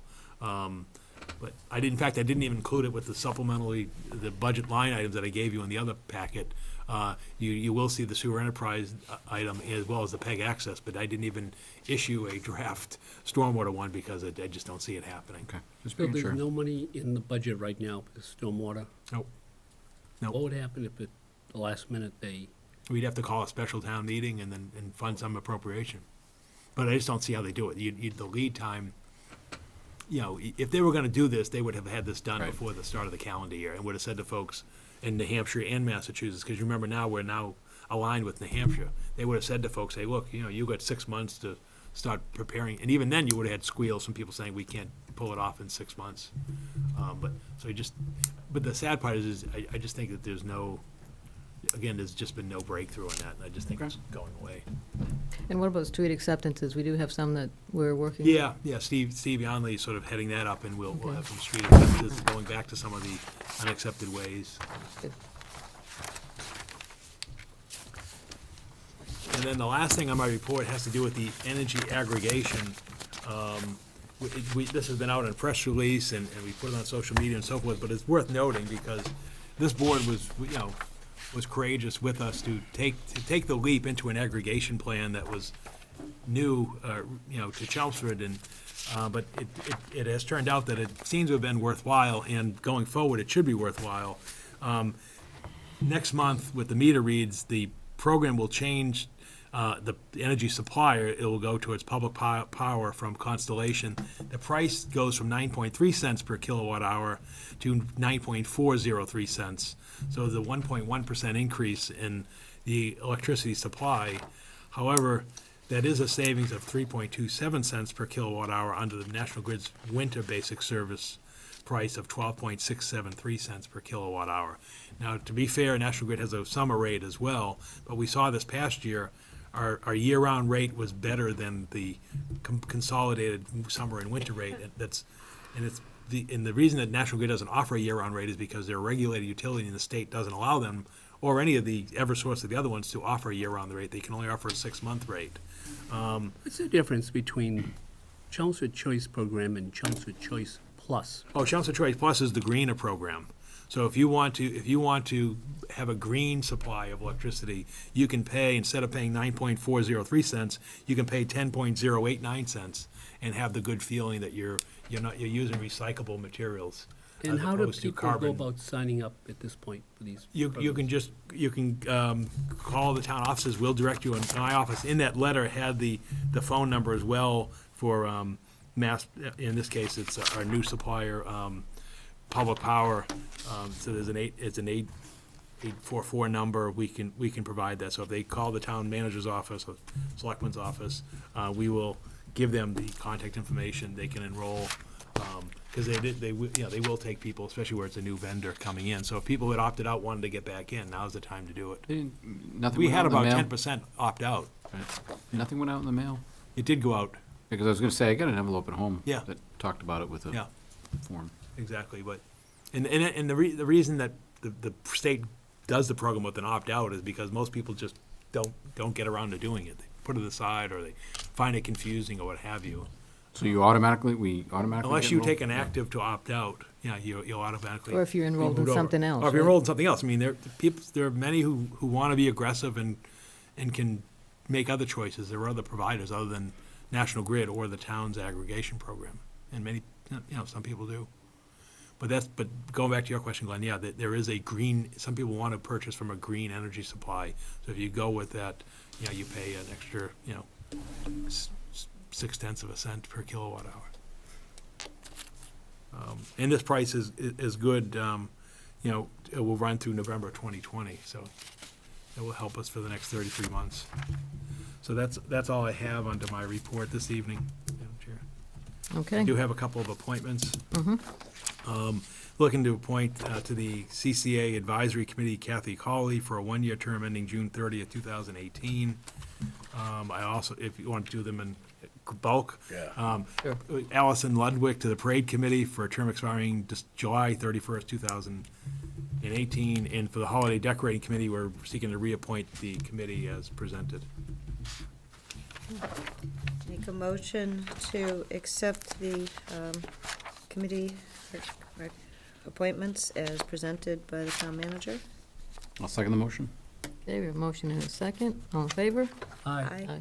Aye. Any opposed? Okay, thank you. Okay, we are now at the ballot advisory question that we had heard a lot of talk about. It seems like 2 hours ago now. It was about 2 hours ago now. This was a proposal brought forth by Glenn. So Glenn, if you'd like to explain your reasoning and justification for this. Sure. It's nice to know that I'm such a popular person. Absolutely. Here. First of all, unfortunately, it doesn't seem that any members of the Chelmsford Business Association seem to be here when we're discussing it, but that's okay. They went home early. Well, wait a minute. I mean, wait a second. Just a second. I mean, they had asked if they were going to have an opportunity to speak while we were discussing. I told them, no, it's not a public hearing. So. Okay, fine. So we'll give them a pass for that. Okay. Let's leave it at that. Sure. They presented a number of viewpoints of why this was not, they didn't feel, and I can understand why they would say that, and I'm sure they put a lot of thought into the document. However, I think that the one thing that it overlooks is the fact that this board has often reached out to ask the public to come here and talk about issues, because we want to know what is the public's viewpoint on things. Sometimes it's because we don't have the necessary professional experience in it. That's why we have town council come to and speak to us. And in this case, all we are doing, while I'm requesting, is that we reach out to the public and find out what's on their mind. And if they come back and they say, for example, that it's a close vote one way or the other, we probably don't change anything because there's a statistical variance there that probably is not going to change anything. On the other hand, if they come out and they say that they like it the way it is, well, fine, we put it to bed and we don't have this discussion for some period of time. Let's say they come out and they overwhelmingly support it, then we kind of go to stage two. Stage two is that we probably create a committee. Hopefully, the CBA would participate in that committee, and we start talking about and educating people. Because what's happened the last couple of years is that we bring it up at a meeting, and then we have about 2 weeks from one meeting to 2 weeks later, we have another meeting. And the public doesn't really, I don't think, understands what we're talking about, or that we're even talking about it. And that this is not something that's new. Most of our sisters around the area, local area, endorse this. In some cases, for example, when we voted against it, Lowell went up to 87% increase from 1.75. You have the town of Westford just appointed a committee, going to put together a committee to discuss it, as I said we should do as a stage two, if it seems to be favorable. But all it is getting a flavor, and ultimately, we're responsible to the citizens of the town in terms of what we do.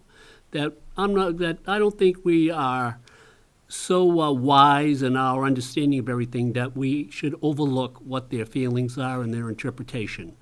I tried to structure the questions very simply, as easy as I could, black and white, no dissertation, and I'm sure as time goes on, if we decide to put this on the ballot, there will be a lot of information coming out one way or the other, discussing the merits of it, trying to educate the public.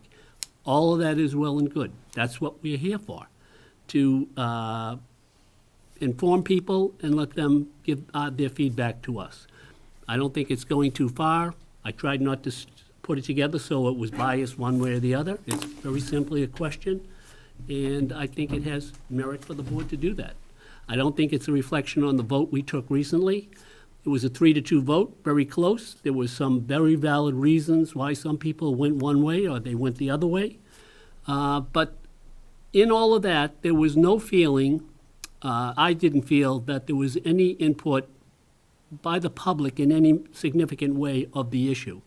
That when we had people come to the mic, overwhelmingly, I would say 20-1, they were business people, they were not residents. And I think the overall population of the town is not 20-1 business. And I think that it deserves a opportunity to be out in the light and have everyone comment on it. Again, it is not binding. It's just providing some information so that we can have a sense of what the general feeling is of the town. If you look at the 129 initiative in 2010, that was kind of brought forward, the 129 initiative, and it didn't even see the light of day.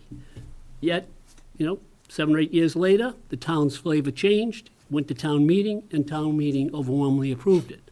So things do change over time, and I think that it's rightfully so that we provided the opportunity for the public to weigh in on it.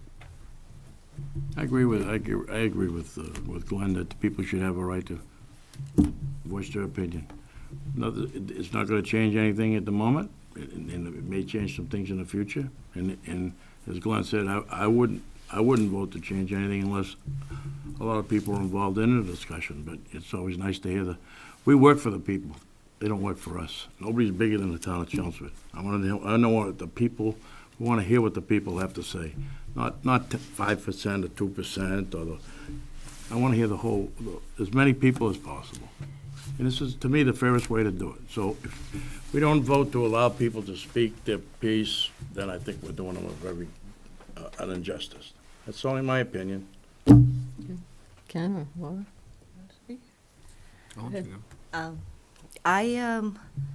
To me, this is not a question about, this is a really easy one because to me it's not a question about tax classification. This is a mere question of democracy. I think that a resident of this town came forward perform the proper procedure to place an article on a ballot, and who am I to say that because I don't like it or I shouldn't allow this vote to go forward? And I think this is very reflective of what the Representative Bowman's article last month. And, you know, to me, it doesn't matter if a selectman presents an article or town meeting representatives or somebody who moved into an apartment 6 months ago.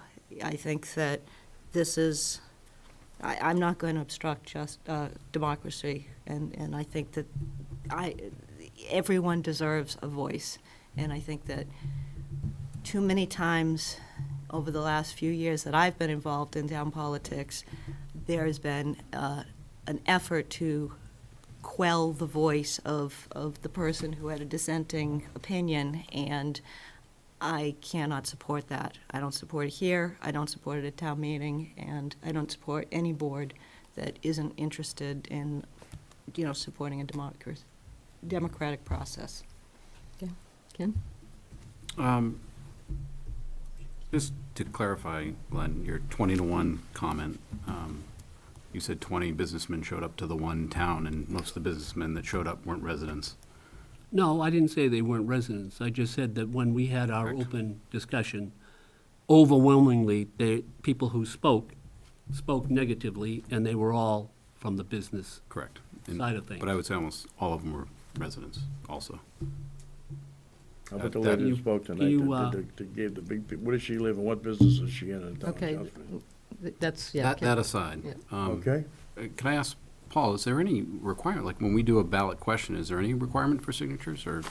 Not if we, Let me reference the statute. Chapter 53, Section 18A is the state law that pertains to non-binding public opinion advisory questions on local ballots. I'll just read this, 2 paragraphs. It says a non-binding public opinion advisory question may be placed on the ballot for a regular municipal election in any city or town no later than 35th day preceding such election, by vote of the city council of a city, with approval of its mayor where so required by the city charter, obviously not us, by vote of the board of selectmen of a town, or by vote of a town council or of a town having a town council, or by vote of the annual town meeting, in conformity with the following provision of this section. And that following provision is the proposal to place the non-binding advisory commission by citizen petition with the 10 registered voters at least 90 days and so forth. So the short summary is a non-binding public opinion advisory question can appear on the ballot in 3 forms: Board of Selectmen vote, town meeting vote, or a citizen petition vote. Okay. What was, Christine Bowman was the citizen petition one. What's being addressed here this evening is a Board of Selectmen vote. right. So, I mean, I think the process we're going through is divisive.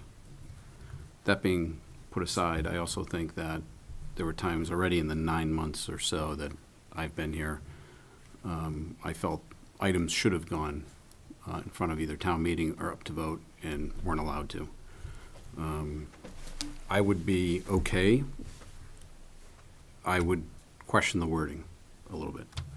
I think that it is written well, but I also think there should be a little more description in here. You know, if it says $1 on your on your residential rate, you know, results in a $5.55 increase to the commercial rate, something to sort of put it in perspective. Well, I thought of doing that, but I didn't, because I didn't want it to be any complicated at all, because once you start putting that in, then you leave it open to people coming back and interpreting it this way or that way, you know, publicly trying to find a way to enhance their case one way or the other. I just left it simple.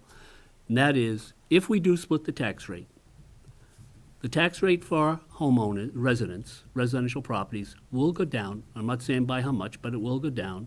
And at the same time, it will go up for businesses. Pure and simple. Both of those will happen, not favoring one over the other, not talking about percentages one way or the other. I'm sure we'll hear plenty of rhetoric about what that tends to mean. And I, for one, will be out there, and if I hear rhetoric that I feel is not correct, I will speak out on those issues. But I felt to make it simple. It's a very simple issue, and it's in its base form, and we need to keep it simple. too many times I've gone, I've gone to some of the meetings that Paul has been gracious enough to offer to people to, educate them on the issues, and sometimes they understand it, and sometimes it even more complicates it. So let's make it simple and just be done with it. All we're looking for is a straw poll, stage one, and then it's got to go on from there depending on what the results are, one way or the other. Right. Very simple. And I just think that, I think the average voter votes their wallet in the ballot box, and I think you're going to get in. The businessman doesn't. Is that what you're saying? Oh, I'm sure he does too. I just think that the wording, I don't know, today is the deadline for this? No, you'll be signing the warrant on February 26th. You have another 4 weeks. So would you be open to any input on the wording? At this point, no. I'd like to just vote whether it's going to be done the way it is or not done, period. And I would agree with that. I think we should take a vote on tonight, whether it should go on.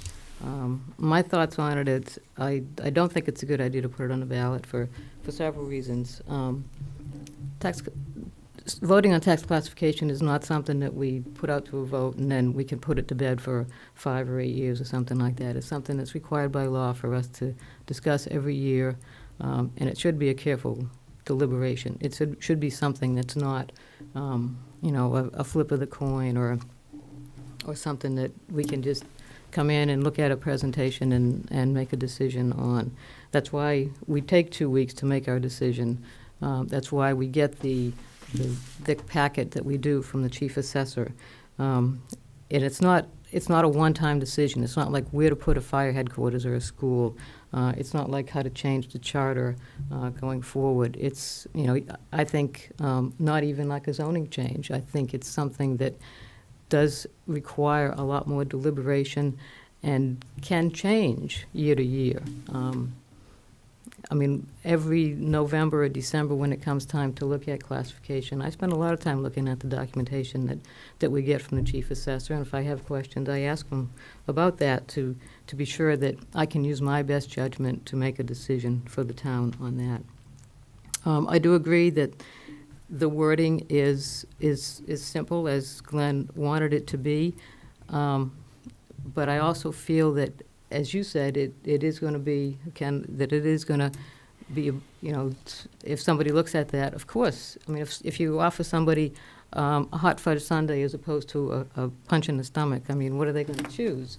And it all depends on the context. There's no context behind it. But in order to put context behind it, as Glenn said, that almost would confuse the issue more than it would clarify it. And unfortunately, we as a town cannot provide information, right, Paul?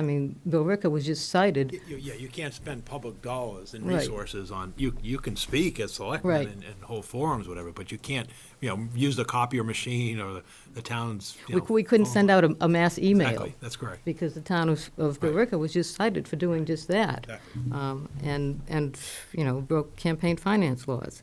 So, and I do agree too that maybe it is time, Glenn, to have another committee come together with members of both sides, or as many sides as we have. I think we probably have more than 2 sides, and maybe do a deep study of this and make more clear to everybody what the implications and ramifications of classification are and the different levels.